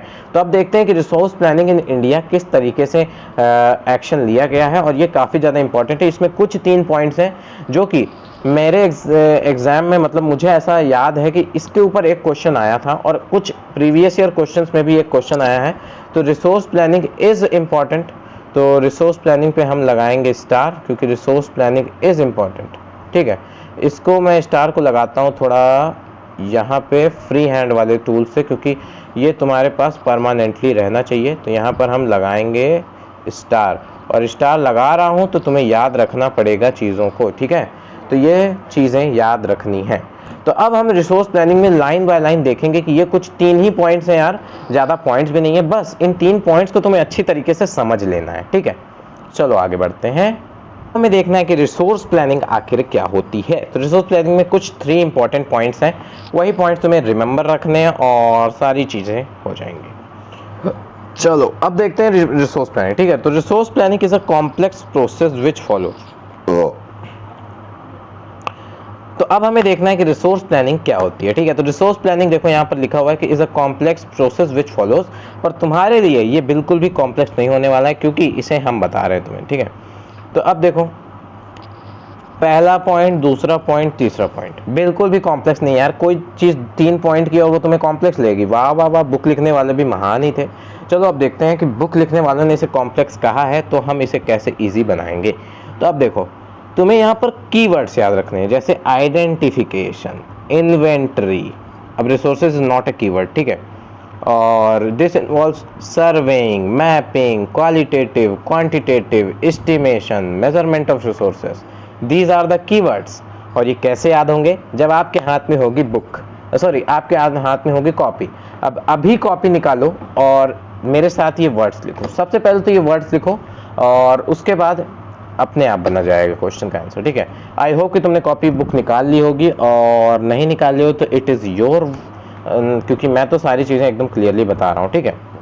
चलो यहाँ पर क्या है, आइडेंटिफिकेशन, इन्वेंटरी ऑफ रिसोर्सेज। तो identification and inventory of resources, तो अब इसको हम करेंगे highlight because it is very important to highlight it. So identification and inventory of resources across the regions of the country. तो सबसे पहले तो हम क्या करेंगे, identification and inventory of resources across the country. तो सबसे पहले आइडेंटिफाई करेंगे, इन्वेंटरी करेंगे, मतलब उसके लिए क्या क्या चीज़ें चाहिए हम देखेंगे, सारी चीज़ें मैनेज करेंगे। उसके बाद ये इन्वॉल्व क्या करता है, दिस इन्वॉल्व सर्वेइंग मतलब वहाँ का सर्वे करेंगे कि वहाँ की जगह कैसी है, वहाँ का क्लाइमेट कैसा है, वहाँ की रॉक, वहाँ की सॉइल, एक एक चीज़ करनी पड़ती है। मैपिंग, वो कहाँ पर अर्थ के मैप पे, मतलब इंडिया के मैप पे वो कहाँ पे लाई करता है, वहाँ पे हम जो काम करना चाहते हैं उसके लिए वो फिजिबल है, काफ़ी सारी चीज़ें देखी जाती हैं। क्वालिटेटिव मतलब कि वहाँ से जो हमें चीज़ें मिलने वाली हैं वो क्वालिटी तो देंगी ना, ये नहीं कि हम चीज़ें ले लिए और हमें कोई फ़ायदा ही नहीं हुआ। एंड क्वांटिटेटिव मतलब कि हमें पर्याप्त मात्रा में चीज़ मिल जाएगी ना, कि हम जो एक्सट्रैक्ट करेंगे, कोई भी रिसोर्स हो सकता है वो, तो उससे हमारी नीड्स तो सेटिस्फाई हो रही हैं, क्योंकि रिसोर्स तो वही चीज़ है जो हमारी नीड्स को सेटिस्फाई करता है। एस्टिमेशन मतलब कि पूरा एस्टिमेट करेंगे कि हमें इतना पैसा लगभग लग जाएगा, जैसे 100-200 करोड़ रुपए लग जाएगा, ठीक है। 100-200 करोड़ तो ऐसे बोल रहा हूँ जैसे 100-200 रुपए है, ठीक है। And measurement of the resources, और मेजर करेंगे कि कितना है, कितनी क्वांटिटी में है, सारी चीज़ें। तो तुम देख सकते हो कि कितना ज़्यादा कॉम्प्लेक्स प्रोसेस ये होता है, तो इसलिए इसे कॉम्प्लेक्स प्रोसेस का नाम दिया गया है। कॉम्प्लेक्स प्रोसेस इसलिए नहीं कहा गया है कि हम याद नहीं कर पाएंगे, क्योंकि याद तो हम कर लेंगे। कॉम्प्लेक्स प्रोसेस का नाम इसलिए दिया गया है क्योंकि ये काफ़ी ही ज़्यादा कठिन होता है लोगों के लिए करने में, क्योंकि इसमें देखो identification and inventory of resources across the regions of country, फिर surveying, mapping, qualitative, quantitative, estimation, ठीक है, qualitative and quantitative estimation and measurement of resources. तो आई होप कि इसमें कुछ भी कठिन नहीं होगा। तुम एक दो बार ये तीनों पॉइंट्स लिख लो, माइंड में अपने आप छप जाएगा, क्योंकि मैं उससे चीज़ें याद हो जाती थी कि जैसे देखो identification and inventory of resources across the regions of country, ठीक है। उसके बाद this involves surveying, mapping, qualitative, quantitative, estimation and measurement of the resources. तो देखो मैंने सिर्फ एक बार देखा और मुझे याद हो गया, तो तुम तो यार पूरा याद कर रहे हो, तो तुम्हें याद हो ही जाएगा आई होप, ठीक है। तो ये पहला पॉइंट हो गया। Evolving in planning structure endowed with appropriate technology, skill and institutional setup and implementing resources development plans। तो ये तो और इजी है। इवॉल्विंग, ठीक है। अब प्लानिंग स्ट्रक्चर मतलब कोई ना कोई प्लान बना के करेंगे, ये नहीं कि सुबह सुबह मुंह उठाए, मुंह धुल के चले गए, ठीक है, मुंह धुल के चले गए, वहां पे करने लगे हम सर्वेइंग, मैपिंग, क्वालिटेटिव, क्वांटिटेटिव सब करने लगे, ऐसा तो है नहीं। एक प्रॉपर प्लान होगा कि इतने लोग जाएंगे, अगले दिन इतने लोग काम करेंगे, ठीक है, कितने टाइम तक काम करेंगे, कितने टाइम से स्टार्ट करेंगे, सारी चीज़ें करनी पड़ेगी ना। तो एक प्लानिंग स्ट्रक्चर होता है एंडोड विद एप्रोप्रिएट टेक्नोलॉजी, मतलब एक एप्रोप्रिएट टेक्नोलॉजी के साथ, ठीक है। अब ये नहीं कि हमें स्टील की खुदाई करनी है और हम फावड़ा लेके जा रहे हैं, क्योंकि स्टील की खुदाई करने के लिए पूरी एक प्रॉपर ड्रिल मशीन, एक पूरी मशीन लेके जानी पड़ेगी। ये नहीं कि सुबह सुबह मुंह उठा के चल दिए, ठीक है, ऐसे नहीं हो सकता ना। तो एक proper planning structure endowed with appropriate technology, skill and institutional setup for implementing resources development plans, मतलब कि एक प्रॉपर स्किल वाले इंसान, मतलब कि ये नहीं कि तुम स्कूटी चलाने वाले से क्रेन चलवा रहे हो, नहीं तो फिर वो स्कूटी की तरह क्रेन चलाएगा और फिर तुम्हारी क्रेन कैसे चलेगी तुम समझ सकते हो, ठीक है। क्या पता कि क्रूड ऑयल पे करना हो और वो कहाँ कर रहे हो, इंसानों के ऊपर कर रहे हो, ठीक है। तो ये सारी चीज़ें समझ के रखनी चाहिए। तो skill and institutional setup for implementing resource development plans, वैसे काफ़ी घटिया मजाक था मुझे पता है, खैर छोड़ो। अगला पॉइंट देखते हैं। तो हमने पहला पॉइंट देखा आइडेंटिफिकेशन, इन्वेंटरी, बाकी जितना भी पॉइंट हमने देखा वो सारा पॉइंट तुम समझ सकते हो कि किस तरीके से था। सेकंड पॉइंट भी काफ़ी इजी था। लास्ट पॉइंट हम देखते हैं matching the resources development plan with overall national development. Last point देखते हैं जो कि है matching the resource development plans with overall national development plans. ये सबसे इंपॉर्टेंट और सबसे लास्ट पॉइंट है। काम तो भैया हमने कर लिया, ठीक है। अब मान लो कि हमें क्या निकालना था, क्रूड ऑयल निकालना था, और क्रूड ऑयल निकालते निकालते हमारी सरकार का पूरा पैसा खत्म हो गया, ठीक है। तो अब उस क्रूड ऑयल को तो हमने निकाल दिया, अब सरकार का भी पैसा खत्म हो गया, तो भाई क्या फ़ायदा हो गया ऐसी चीज़ को एक्सट्रैक्ट करने का जब हमारा पूरा पैसा ही खत्म हो गया। अब मान लो कि तुमको टीवी खरीदनी है, टीवी खरीद लिए तुम और तुम्हारे पास खाने का पैसा नहीं बचा, ठीक है। तो ऐसी टीवी का क्या फ़ायदा जब तुम्हारे पास खाने का ही ना पैसा बचे। तो इसलिए तुम्हें एक मिनट, हाँ, तो इसलिए तुम्हें करना क्या होगा, लास्ट में तुम्हें matching the resource development plans with overall national development plans, national development plan से ओवरऑल रिसोर्स डेवलपमेंट प्लान्स को मैच करना होगा और तभी जाके तुम्हें रिसोर्स को एक्सट्रैक्ट करना होगा। ठीक है, ये सारी चीज़ें तो सिर्फ प्लानिंग थी, ये रिसोर्स प्लानिंग थी। हमने इसका मतलब वो क्या है, मतलब हेडिंग क्या है, रिसोर्स प्लानिंग इन इंडिया। तो without any planning you can not do anything. मान लो कि तुमने बहुत बड़ी एक बिल्डिंग बना दी जो कि बुर्ज खलीफा से भी लंबी है, ऊंची है, और उसके बाद तुम्हारे पास तुम्हारी सरकार का पूरा फंड खत्म हो गया। तो फिर ऐसा मतलब ऐसा क्या फ़ायदा कि जब फंड ही खत्म हो गया हो, ठीक है, फिर दुनिया को दिखाने का क्या फ़ायदा। लोग यहाँ आएंगे, कहेंगे कि वाह वाह भाई वाह, इतनी बड़ी बिल्डिंग बना दी है और अब पैसा ही नहीं बचा। तो इस तरीके से हमें रिसोर्स की पूरी प्रॉपर प्लानिंग करनी होगी, फिर डेवलपमेंट प्लान से, नेशनल डेवलपमेंट प्लान से रिसोर्स प्लान को मैच करना होगा, तब जाके किसी रिसोर्स की हम एक्सट्रैक्शन शुरू करेंगे। तो तुम देख सकते हो कितना ही ज़्यादा कॉम्प्लेक्स प्रोसेस होता है, और ठीक इसीलिए यहाँ पर इसे कॉम्प्लेक्स प्रोसेस का नाम दिया गया था। इसलिए नहीं कॉम्प्लेक्स प्रोसेस का नाम दिया गया था कि तुम इसे याद नहीं कर सकते, क्योंकि याद तो तुम्हें अभी हो गया होगा, आई होप। ठीक है, सो रिसोर्स प्लानिंग मुझे लगता है कि काफ़ी ही ज़्यादा ईजी था। रिसोर्स प्लानिंग को तो हमने निपटा दिया है। आगे यहाँ पर कुछ चीज़ें दी हैं, हम इन्हें भी देख ही लेते हैं। तो resources can be contribute to develop, चलो अब इसे हाईलाइट नहीं करते, नहीं तुम कंफ्यूज होगे, हम इसे ऐसे ही देखते हैं कि resource can be contribute to development plans only when they accompanied by appropriate technological development and institutional change. तो ये तो काफ़ी ईजी है। ठीक है, एक रिसोर्स कॉन्ट्रीब्यूट करता है डेवलपमेंट में, किसी भी जगह के डेवलपमेंट में, only when they accompanied by appropriate technological development and institutional changes.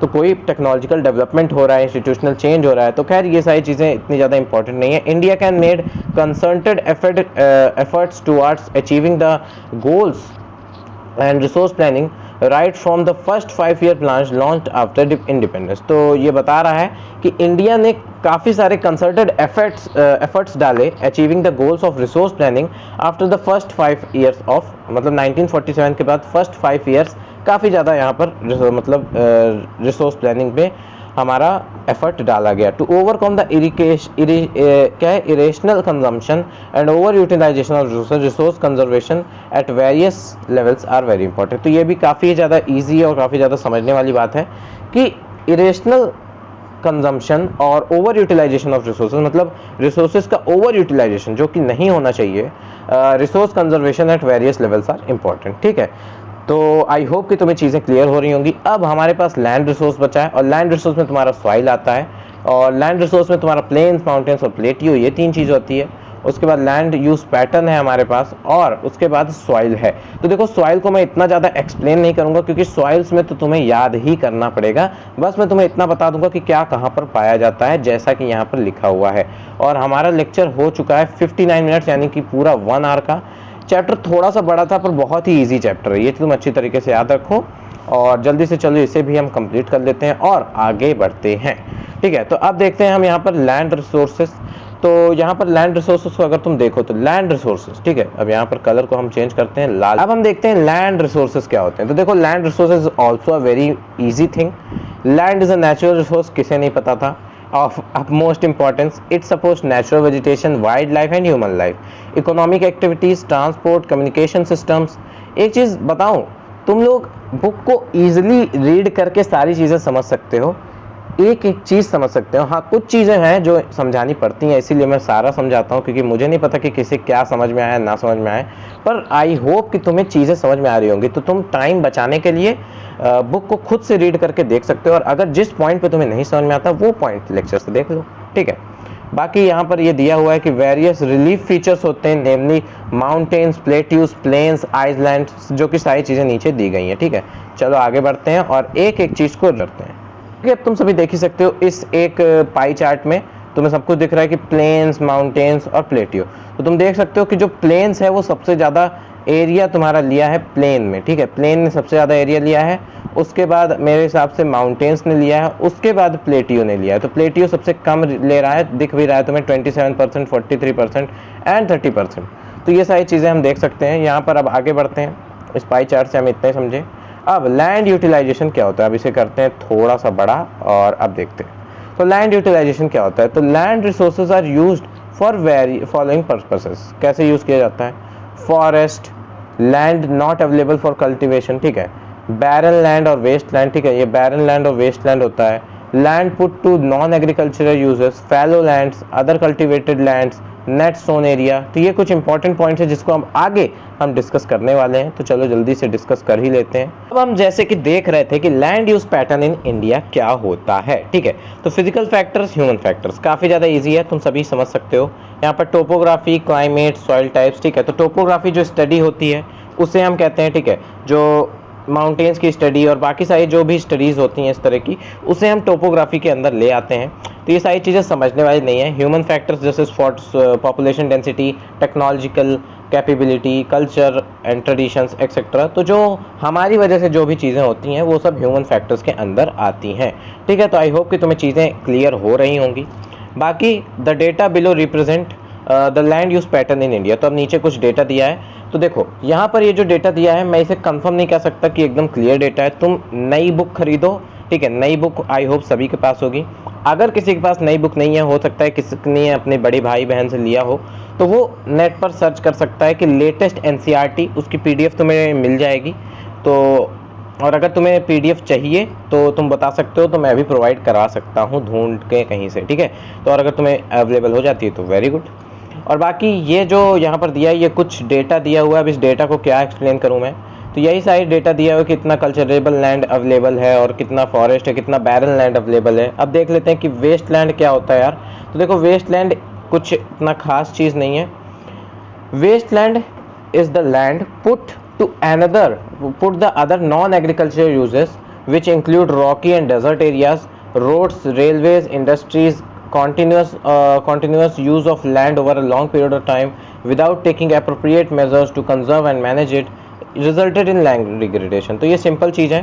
तो यहाँ पर मैं बता दूं कि देखो जो वेस्ट लैंड होता है एक लैंड होता है जो कि एग्रीकल्चरल यूजेस के अलावा यूज़ किया जाता है। काफ़ी तरह के यूजेस और होते हैं एग्रीकल्चरल यूजेस के अलावा भी, तो जिसमें हम rocky areas, arid areas, desert areas, roads, railways, industries काफ़ी सारे यूज़ करते हैं। और जब किसी भी लैंड का कॉन्टिन्यूस यूज़ किया जाता है विदाउट टेकिंग प्रॉपर मेजर्स, तो वो लैंड डिग्रेडेशन का कारण बन जाता है। तुम सभी जानते हो लैंड डिग्रेडेशन क्या होता है। लैंड में जो प्रॉब्लम होती है, जैसे सॉइल इरोजन भी एक तरह से लैंड डिग्रेडेशन ही है। आगे हम कुछ कंजर्वेटिव मेजर्स देखेंगे, कंजर्वेशन मेजर्स देखेंगे लैंड डिग्रेडेशन से बचने के लिए। तो चलो देखते हैं। तो यहाँ पर जैसे तुम देख सकते हो, तो सबसे पहले तो हम इसे सही कर लें, अब सही है, ठीक है। तो लैंड डिग्रेडेशन का यहाँ पर कुछ मेजर्स हैं। तो यहाँ देखो human activity such as deforestation, ठीक है, डिफॉरेस्टेशन हो गया, ओवर ग्रेजिंग, माइनिंग, क्वायरिंग, ठीक है। तो deforestation, over grazing, mining, enquiring have contributed significantly in land degradation. Contributor तो इस तरीके से लिखे हैं जैसे काफ़ी अच्छे काम के लिए कंट्रीब्यूट कर रहे हैं। बुक वाले भी ना काफ़ी अच्छी अच्छी चीज़ें लिख देते हैं। तो यहाँ क्या है, enquiring have contributed significantly in land degradation. तो देखो ये सारी चीज़ें जो होती है, ओवर ग्रेजिंग, डिफॉरेस्टेशन, तो डिफॉरेस्टेशन सबसे ज़्यादा, क्वायरिंग जो कि माइनिंग के से रिलेटेड ही होता है, ठीक है। और mining sites have deep scars, ठीक है, हैव ट्रेसेस, ओवर बर्डनिंग, ठीक है, ओवर बर्डनिंग द लैंड्स। तो काफ़ी ज़्यादा जब लैंड के ऊपर बर्डन हो जाएगा तो मिट्टी धंसने लगती है और काफ़ी ज़्यादा दिक्कत होती है। In recent years industrial effluents as waste have become major source of land and water pollution. तो इंडस्ट्रियल इफ्लुएंट्स क्या होता है भैया, तो देखो इंडस्ट्रीज से जो कुछ भी वाटर में डाला जाता है, मतलब वाटर में जो वेस्ट होता है, वेस्ट निकलता है, और लैंड में भी जो वेस्ट होता है निकलता है, काफ़ी लैंड वेस्ट भी निकलता है ना। जैसे मान लो कि कहीं दवाइयाँ बनती हैं तो दवाई के जो पैकेट्स होते हैं उन्हें फेंका जाता है। और वाटर में तो काफ़ी तरह से जाता है, हॉट वाटर डाला जाता है, ठीक है, जो गर्म पानी होता है जो फैक्ट्रीज से निकलता है। तो इंडस्ट्रियल इफ्लुएंट्स उन्हीं को कहते हैं। तो वो काफ़ी ही बड़ा कारण बना है किसके लिए, तुम्हारी लैंड और वाटर डिग्रेडेशन के लिए। अब कुछ इंपॉर्टेंट चीज़ें यहाँ पर देख लो। ये क्या है, सम ऑफ द वेज, ये तो यार नॉर्मली हम सभी को पता होता है, पर यहाँ दिया है तो हम लोग पढ़ लेते हैं कि some of the ways through which we can solve the problem of land degradation. Afforestation and proper management of grazing. Afforestation मतलब पेड़ लगाना, और प्रॉपर मैनेजमेंट ऑफ ग्रेजिंग मतलब कि एक साथ बहुत कम मात्रा में ही मतलब ग्रेजिंग करवाई जाए एनिमल्स को या फिर कैटल को, तो या फिर बारी बारी से करवाया जाए कि एक बार में इतने ही कैटल जा सकते हैं, और काफ़ी तरीके के मेजर्स। और planting of shelter belts of plants, shelter belts of plants,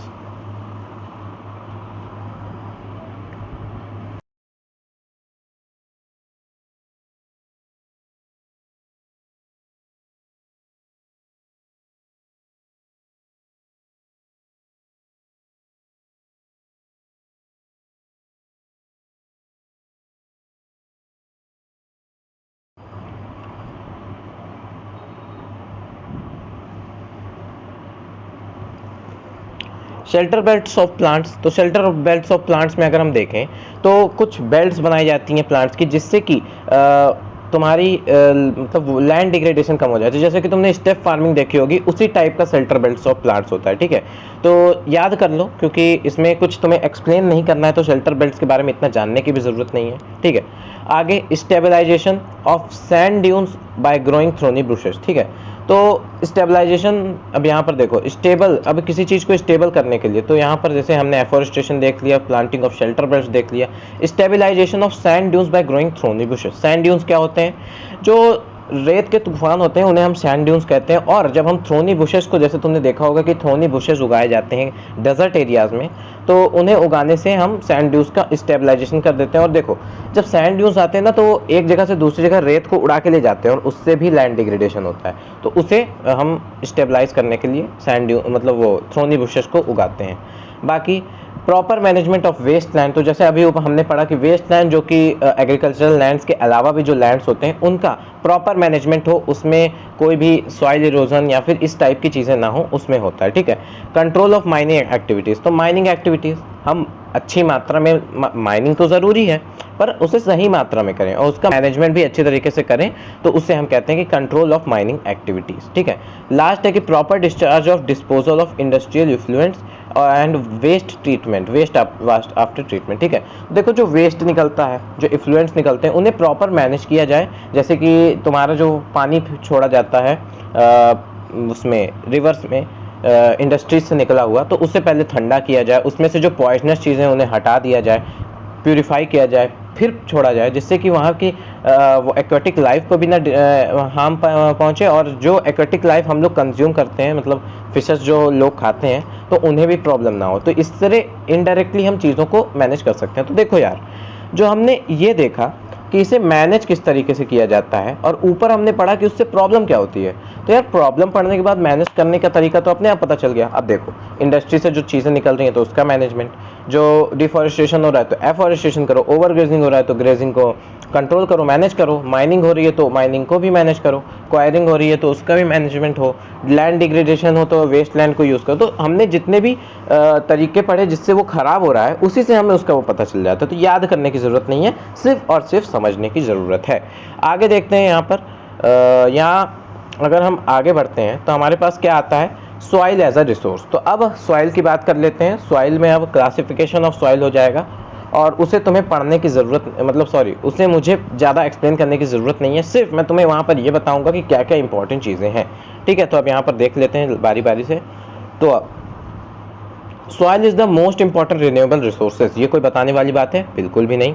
soil is the most important renewable resources, ये सभी तुम जानते हो, क्योंकि सॉइल के बिना सब कुछ अधूरा है, क्योंकि सॉइल के बिना तुम चीज़ें नहीं उगा पाओगे, चीज़ें नहीं उगा पाओगे तो खाओगे क्या, खाओगे नहीं तो एनर्जी कहाँ से आएगी। It is the medium of plant growth and support the different types of living organism, और लिविंग ऑर्गेनिज्म के लिए भी काफ़ी इंपॉर्टेंट है। सॉइल के अंदर कुछ मतलब जीव रहते हैं और उनके लिए भी इंपॉर्टेंट होता है, और प्लांट की ग्रोथ के लिए तो इंपॉर्टेंट होता ही है। आगे, it takes millions of years to form soil up to few centimetres in depth. अब तुम ये चीज़ अच्छी तरीके से याद रखो कि इतनी डेप्थ बनने में भी काफ़ी ज़्यादा टाइम लगता है। तुम जो देख रहे हो ना इतनी सारी मिट्टी, तुम सोचोगे कि भैया इतनी ज़्यादा मिट्टी है, मिट्टी की कोई कमी नहीं है, पर यार इतनी डेप्थ बनने में भी, फ्यू सेंटीमीटर्स बनने में भी काफ़ी सारे मिलियंस ऑफ ईयर्स का टाइम लगता है, ठीक है। सॉइल बनती कैसे? वेदरिंग ऑफ रॉक्स, रॉक्स टूटती हैं, कंकड़ टूटते हैं, ईंटें टूटते हैं, सब कुछ टूट के ही तो सॉइल बनती है, तो इसीलिए। तो various of forces in nature such as temperature, action of running water, winds, glacier, activities of decomposers.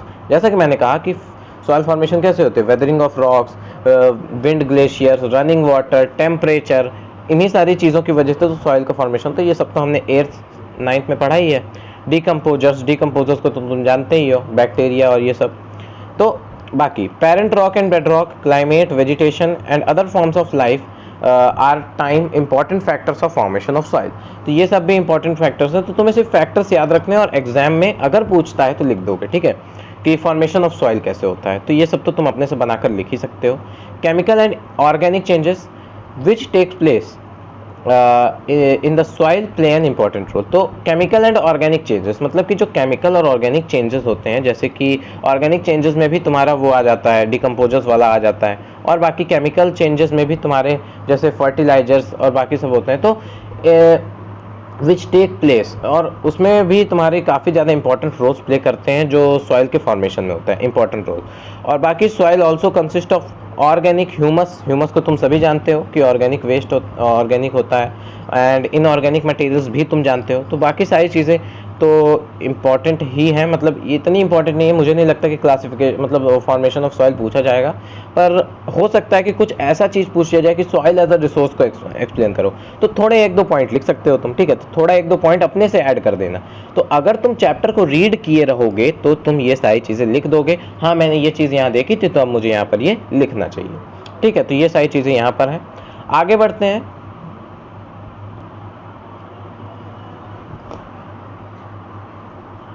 आगे अगर हम बढ़ते हैं तो हमारे पास क्लासिफिकेशन ऑफ सॉइल आता है। तो अब क्लासिफिकेशन ऑफ सॉइल मतलब जैसे black soil, alluvial soil, Sandy soil, arid soil, तो ये सब सॉइल को नाम कैसे दिया गया है, कुछ ना कुछ इनकी प्रॉपर्टीज होंगी, उनके हिसाब से दिया गया है।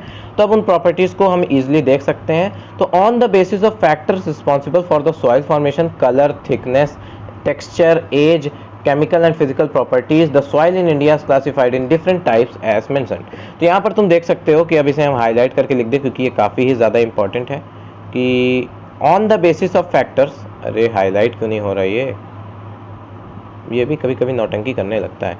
On the basis of the factors responsible for the soil formation, colour, देखो अब कलर के हिसाब से किया जाता है, जैसे black soil, red soil, colour के हिसाब से येलो सॉइल, थिकनेस सॉइल कितनी मोटाई है, टेक्सचर कैसे दिखाई देती है, एज कितनी पुरानी है, केमिकल एंड फिजिकल प्रॉपर्टीज, ये भी एक इंपॉर्टेंट रोल प्ले करती है। The soil in India are classified in different types mention below, तो नीचे दिया गया है। अब देखो यहाँ पर एल्यूवियल सॉइल है, ब्लैक सॉइल है, रेड एंड येलो सॉइल है, लैटराइट सॉइल है, एरिड सॉइल है, फॉरेस्ट सॉइल है, ठीक है।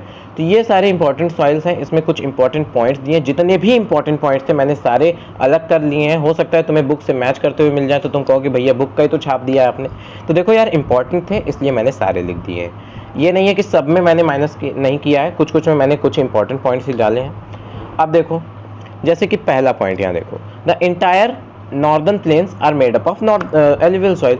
तो अभी नीचे एक मैप है, मैंने मैप देखा और मैप को ही देख के समझा था अपने टाइम पे, तुम्हें भी मैप से ही मेनली चीज़ें समझनी है। बस ये समझ लो कि मैप देखोगे तो तुम्हें ये पता चल जाएगा कहाँ पाया जाता है, ठीक है। नॉर्दर्न प्लेस में जैसे उत्तर प्रदेश, बिहार और बाकी जगह है, तो जैसे यहाँ पे तुम्हें ये समझ में आ जाएगा, बाकी जगह तो तुम्हें पता चल जाएगी, बस तुम्हें टेक्सचर देख लेना है और कलर देख लेना है किस तरीके से दिखाई देती है, ठीक है। तो alluvial soil deposit 3 important Himalayan river system, Indus, Ganga and Brahmaputra, Indus, Ganga and Brahmaputra. अब तुम्हें भैया कहोगे कि भैया यार याद नहीं होता है, भैया बहुत दिक्कत होती है। यार मुझे पता है कि दिक्कत होती है और दिक्कत सभी को होती है, तुम कोई अकेले नहीं हो जिसे दिक्कत होती है। और दिक्कत दूर कैसे होगी, लिख करके, ठीक है।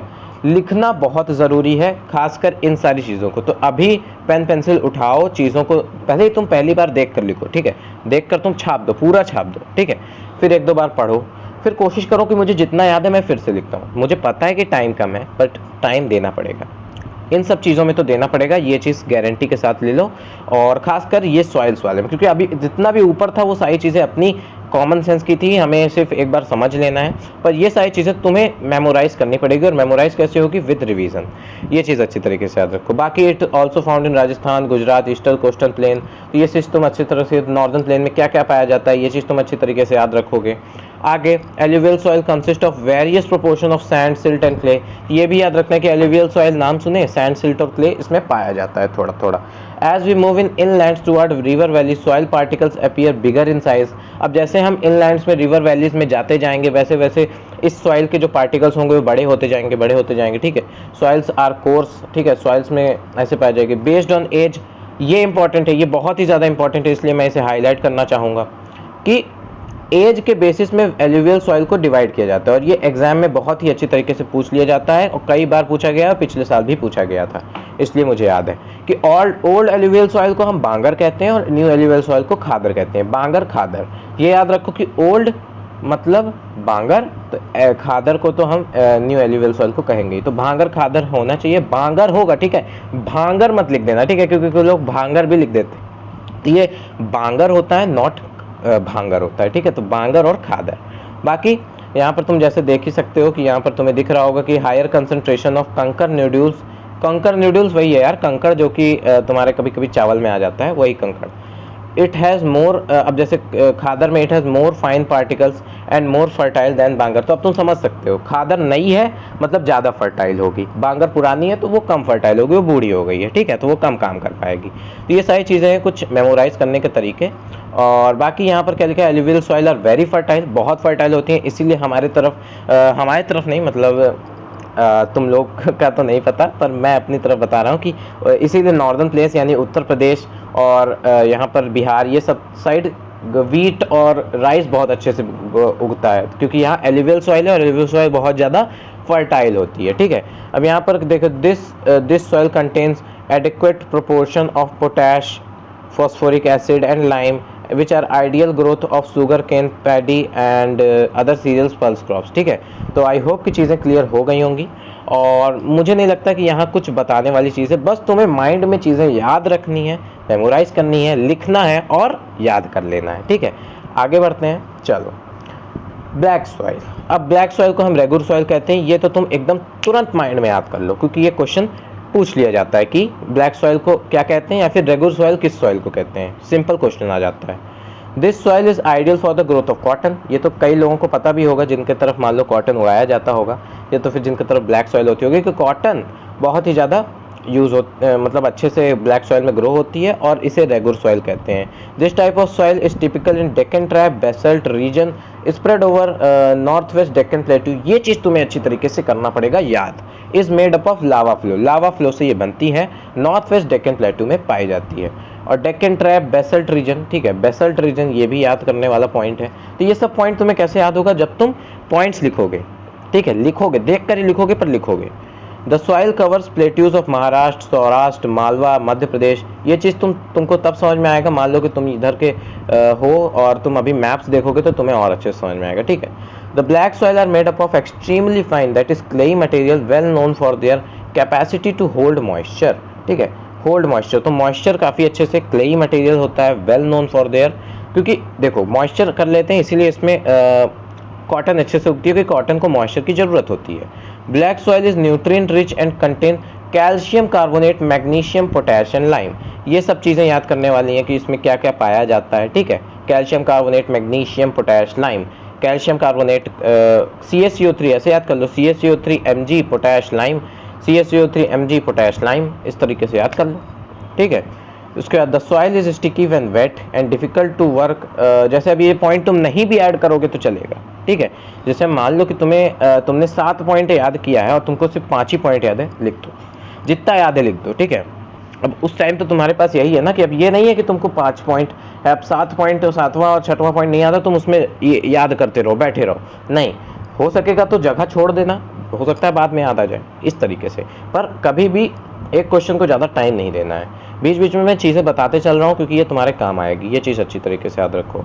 अब रेड एंड येलो सॉइल, इसमें ज़्यादा तो है भी नहीं, देखो, अरे ठीक है, देखो, this type of soil develops crystalline igneous rocks, ठीक है, क्रिस्टलाइन इग्नियस रॉक्स। तो इग्नियस रॉक्स तुम सभी जानते होगे, of low rainfall eastern and southern parts of Deccan plateau. अब जैसे ये याद कर लिए, तो तुम्हें क्या क्या याद करना है, एक तो कि सॉइल पाई कहाँ जाती है, ठीक है, कहाँ कहाँ पाई जाती है। दूसरी कि सॉइल दिखाई कैसी पड़ती है। तीसरी कि सॉइल में क्या उगाया जाता है, ठीक है।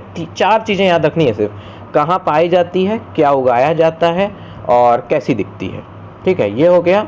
और हो तो गई, कहाँ पाई जाती है, 3 ही चीज़ है, 3 ही मेन चीज़ है कि कहाँ पाई जाती है। जैसे अब यहाँ देखो 3 पॉइंट दिए हैं, कहाँ पाई जाती है 3rd पॉइंट बताया है, कैसी दिखती है 2nd पॉइंट बताया, और 1st पॉइंट बताया कि कहाँ, मतलब कि कैसे मतलब कैसे फॉर्मेशन होता है, कि soil develop crystalline igneous rock से फॉर्मेशन होता है, लो rainfall eastern southern parts of Deccan plateau. अब तुम्हें अगर पता है कि eastern southern part of Deccan plateau क्या है, तो तुम ये लिख दोगे कि वहाँ कौन कौन सा स्टेट पाया जाता है, जैसे Orissa, Chhattisgarh, southern parts of middle Ganga plain, along the piedmont zone of western Ghats. तो इस तरीके से तुम चीज़ों को लिख दोगे, ठीक है। और अगर और आगे बढ़ते हैं तो बस ये हमारा चैप्टर होने ही वाला है। जैसे अब आगे बढ़ते हैं, यहाँ लैटराइट सॉइल की बात आती है, तो लैटराइट सॉइल और इजी है। Laterite soil develops under tropical and subtropical climate in alternate wet and dry season, ठीक है। 2nd पॉइंट अगर देखें, the soil is result of intense leaching due to heavy rain. 3rd point, laterite soils are acidic. अब ये point अगर तुम add कर दोगे तो लगेगा कि हाँ तुमने पढ़ा है, क्योंकि एसिडिक वाला सिर्फ लैटराइट सॉइल में ही है, तो तुम्हारे माइंड में ये चीज़ रहेगी। और कैसे रहेगी? जब लिखोगे, ठीक है। तो फिर से बार बार कह रहा हूँ कि लिखना है तो लिखना है। तो laterite soil pH is less than 6.0, तो ये चीज़ याद रखना कि pH is less than 6.0 in nature and deficient plant nutrients. This soil is found mostly in southern states, western Ghats of Madhya Maharashtra, Odisha, some parts of west Bengal and north east region, ठीक है, north eastern region या north east regions. तो फिर से बता दे रहा हूँ कि तुम्हें सॉइल में याद क्या रखना है, हर सॉइल के लिए कहाँ पाई जाती है, क्या उगाया जाता है और क्या मतलब उसकी प्रॉपर्टीज़ होती हैं, कैसी दिखती है। जैसे अब इसकी प्रॉपर्टीज़ में तुम ये देख सकते हो कि pH इज लेस देन 6.0, ठीक। उसके बाद चौथा point, the soil support deciduous and evergreen forest but humus is poor. तो अब ये याद रखो कि ह्यूमस इसका पुअर होता है, पर ये डेसिडियस और एवरग्रीन फॉरेस्ट को सपोर्ट करता है। आई होप कि चीज़ें क्लियर हो रही होंगी। थोड़ा सा फास्ट है पर चीज़ें मैं क्लियर करवाने की कोशिश कर रहा हूँ। और ये सारी चीज़ें तो यार तुम्हें लिखने से ही आएंगी, क्योंकि कोई तुम्हें चाहे जितना अच्छे से समझा दे, जब तक तुम उसे खुद से लिख के प्रैक्टिस नहीं करोगे, माइंड में नहीं रिटेन करोगे, तब तक नहीं हो पाएगा। This soil is very useful for growing T and coffee. Laterite soil में टी और कॉफ़ी बहुत अच्छे से होती है, यानी कि असम और इस तरह की जगह पे, मतलब असम और जहाँ पर भी टी उगाई जाती है, ठीक है, यहाँ पर बहुत ही अच्छी तरीके से होती है। जो लोग होंगे वहाँ के, उन्हें क्लियर हो रहा होगा, ठीक है। आगे, और एरिड सॉइल और फॉरेस्ट सॉइल, ये दोनों बचे हैं। तो एरिड सॉइल में देखो, एरिड सॉइल तो नाम से पता चल रहा है कि तुम्हारा कहाँ का है। Arid soil is the red brown in colour, ठीक है, रेड टू ब्राउन, वो चेंज होता रहता है कलर, ठीक है। This soil is generally Sandy in texture, ठीक है। एरिड सॉइल है तो जाहिर सी बात है सैंडी होगी। सैलाइन इन नेचर, मतलब इसमें सॉल्ट पाया जाएगा। इन सम एरियाज क्या लिखा है, salt content is very high and common salt is obtained by the evaporating of water. तो देखो कुछ जगह इस सॉइल को इस तरीके से भी यूज किया जाता है कि इसमें से तुम्हारा सॉल्ट को निकाल लिया जाता है by evaporating of water. Arid soil lacks in humus and moisture. अब जैसे कि हमने लैटराइट सॉइल में देखा था कि वो डेसर्टियस और एवरग्रीन फॉरेस्ट को तो सपोर्ट करता है, पर ह्यूमस पुअर होता है। वैसे यहाँ पर भी ह्यूमस और मॉइस्चर में ये लैक करता है। तो ये सारी चीज़ें याद रखो कि क्या पाया जाता है, किस तरीके से होता है, उसका टेक्सचर क्या होता है, उसकी क्या उसकी खासियत है, या फिर क्या उसकी मतलब उसमें क्या कमी है, ठीक है।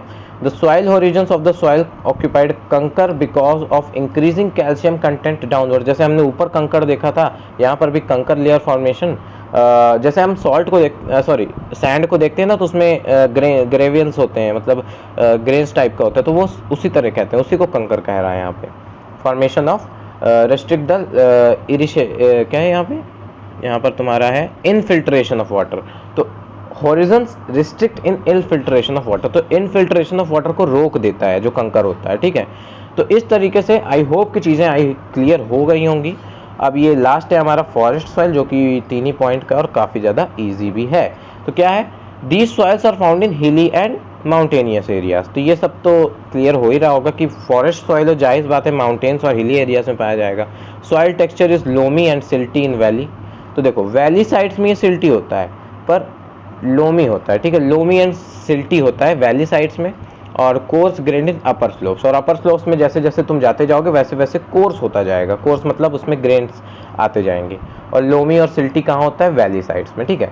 लास्ट इसमें पॉइंट है कि the snow covered areas of Himalayas these soil experience denudation and acidic with low humus content. देखो हम जब से लैटराइट से नीचे आ रहे हैं तब से हम देख रहे हैं कि ह्यूमस कम होता जाता है। तुम याद रखो कि पहले हाँ ह्यूमस था, फिर एरिड था, फिर फॉरेस्ट सॉइल था हमारा, ठीक है। तो इस तरीके से था, तो तीनों में ह्यूमस कम था। जैसा कि हमने देखा वहाँ पर तो ह्यूमस पुअर था, यहाँ पर एरिड में ह्यूमस था ही नहीं, और यहाँ पर लो ह्यूमस कंटेंट है, ठीक है। तो this soil are fertile on the river terraces and alluvial fans. तो एल्यूवियल फैंस अब क्या होता है ये मत जानो, क्योंकि एल्यूवियल फैंस तो मुझे भी नहीं समझ में आ रहा है। एल्यूवियल फैंस इतना ज़्यादा इसमें पूछा नहीं गया है, बस इतना याद रखो कि एल्यूवियल फैंस होता है। और soil is fertile on the river terraces, तो रिवर टेरेसेस जो होते हैं उसमें ये सॉइल काफ़ी फर्टाइल होती है। तो आई होप कि ये सारी चीज़ें तुम्हें क्लियर हो गई होंगी। अब आगे देखते हैं। तो मैप यहाँ पर जो दिया है, मैप तुम्हारी एनसीईआरटी में दिया है, तो एनसीईआरटी से मैप को अच्छी तरीके से तुम्हें करना है, और एनसीईआरटी से मैप को प्रैक्टिस कर लेना, जैसे कि अपने से बना देना। जैसे अब ये नहीं है कि यहाँ पर रेड एंड येलो में इस तरह बनाया तो तुम इसी तरह बनाओ, अपने से ही टेक्सचर दे सकते हो। तो इस तरीके से तुम मैप को विजुअलाइज करके माइंड में रख के चीज़ों को याद कर सकते हो और पता कर सकते हो कहाँ कौन सी सॉइल पाई जाती है, मान लो इन केस अगर तुम भूल जाते हो तो। बाकी soil erosion and soil conservation I hope, मुझे नहीं लगता कि बताने वाली चीज़ है। The denudation of soil and subsequent washing down. चलो मैं अपने आप को थोड़ा सा यहाँ कर लेता हूँ जिससे कि चीज़ें क्लियर है। तो डीन्यूडेशन और ये सारी चीज़ें आई होप तुम्हें पढ़ लेनी चाहिए। और अब यहाँ पर क्या ये इंपॉर्टेंट पॉइंट है, इसको मैं बता दे रहा हूँ। जो इंपॉर्टेंट पॉइंट है वो मैं बता दे रहा हूँ क्योंकि लेक्चर काफ़ी लंबा हो गया और ज़्यादा लंबा लेक्चर हमें नहीं बनाना है, ठीक है। The running water cuts through the clay soils and makes deep channels as gullies, ठीक है। अब गलीज क्या होते हैं, ये इंपॉर्टेंट है कि गलीज किसे कहते हैं। तो ये यहाँ पर ये जो है कि the running water cuts through clayey soil, जो क्लेई सॉइल होता है वाटर की वजह से वो कट जाता है और कटने के बाद जो डीप चैनल्स बन जाते हैं उन्हें हम गलीज कहते हैं। ये पूछ सकता है, ठीक है, वन वर्ड में भी पूछ सकता है और उसमें भी पूछ सकता है, तुम्हारा MCQ में पूछ सकता है, ठीक है। आगे अगर हम देखते हैं तो इसे भी हम हाईलाइट कर दें क्योंकि काफ़ी ही ज़्यादा इम्पॉर्टेंट है कि ये वाली चीज़ यहाँ शीट इरोजन, और ये पूरा पैराग्राफ ही काफ़ी इंपॉर्टेंट है, इसे हम हाईलाइट करते हैं। आगे देखते हैं। The land becomes unfit for cultivation and known as bad land. तो अब देखो सब एक दूसरे से लिंक है। सबसे पहले जो रनिंग वाटर होता है वो क्लेई सॉइल को काट के डीप चैनल्स बनाता है, उसे हम गलीज कहते हैं। अब जहाँ पर ये गलीज बन जाती हैं वो अनफिट फॉर कल्टीवेशन हो जाता है, फिर वो कल्टीवेशन के लिए बचता नहीं है और उसे हम बैड लैंड कहते हैं। And when water flows as a sheet over a large areas down a slope and the top soil is washed away then it is known as sheet erosion, ठीक है। तो अब तुमसे पूछेगा कि शीट इरोजन क्या है, तुम कहोगे भैया सॉइल इरोजन तो मैंने सुना था पर यार शीट इरोजन क्या होता है। तो शीट इरोजन इसको कहते हैं जब टॉप मोस्ट सॉइल उखड़ जाती है, वैसे वो सॉइल इरोजन ही होता है, अब इन्होंने शीट इरोजन नाम दिया है तो दिया है। When water flows over a sheet, flows as a sheet over a large areas down the slope, जब जैसे कि ऐसे करके स्लोप बनी है और जब पानी यहाँ से ऐसे इस डायरेक्शन में पानी बह रहा है तो top most layer of soil जो है इसे वो बहा ले जाएगा, ठीक है, ये बहा ले जाएगा। और जब बहा ले जाएगा उस कंडीशन में उसे हम शीट इरोजन कहेंगे। और जब जैसा कि हमने वहाँ पर देखा था कि सैंड ड्यून्स बचाने के लिए हमने थ्रोनी बुशेस उगाए थे, याद आ रहा होगा तुम्हें, तो वहाँ पर क्या होता था कि विंड की वजह से सॉइल की टॉप मोस्ट एयर उड़ जाती थी। तो वही चीज़ यहाँ पर बता रहा है कि wind blows loose soil of flat sloping land and known as wind erosion, तो उसी को हम विंड इरोजन कहते हैं। जैसे वहाँ पर सैंडी एरियाज में हो रहा था, यहाँ पर स्लोप्स में होता है, ठीक है। एक तो वैसे भी स्लोप है, ऊपर से हवा नीचे की तरफ बह रही है तो वही जाहिर सी बात है उड़ जाएगा। चलो अब अपने आप को थोड़ा सा ऊपर करते हैं। और यहाँ पर different ways of soil conservation, अब यार मुझे नहीं लगता ये बताने की ज़रूरत है। Terrace cultivation, ploughing, contour ploughing और अच्छी तरीके से तुम्हारी जो खेती की जाती है, और स्ट्रिप क्रॉपिंग और बाकी शेल्टर बेल्ट्स हमने पहले ही डिस्कस कर चुका हूँ सारी चीज़ें, ठीक है। तो ये सारी चीज़ें हो चुकी हैं, लेक्चर भी काफ़ी लंबा हो चुका है और आई होप कि लेक्चर इतना लंबा बनाना नहीं था, पर अब लंबा हुआ है तो हुआ है। चीज़ें सारी एक्सप्लेन करी है मैंने अच्छी तरीके से। अब एक और चीज़ फिर से कह दे रहा हूँ, NCERT रीड कर लेना, ठीक है। NCERT रीड करना बहुत ही ज़्यादा ज़रूरी है क्योंकि without NCERT nothing is possible to score good marks, ठीक है। और बाकी thank you to all of you कि तुम लोगों ने साथ दिया और अब तुम्हें फोड़ना है और तुम फोड़ दोगे, मुझे पता है। अरे यार ये क्यों गायब हो गया, चलो रहने देते हैं। सो तब तक के लिए इतना ही, रिवीजन करते रहो। रिवीजन के लिए एक शॉर्ट वीडियो मैं बना दूंगा जिसमें मैं तुम्हें बता दूंगा कि रिवीजन कैसे करना है, क्योंकि without revision anything is not possible, क्योंकि तुम चीज़ें भूल जाओगे तो कोई फ़ायदा नहीं होगा, ठीक है। सो तब तक के लिए इतना ही, पढ़ाई करते रहो, ऑल द वेरी बेस्ट, और तुम्हें फोड़ना तो है ही, ठीक है। तो तब तक के लिए बाय बाय।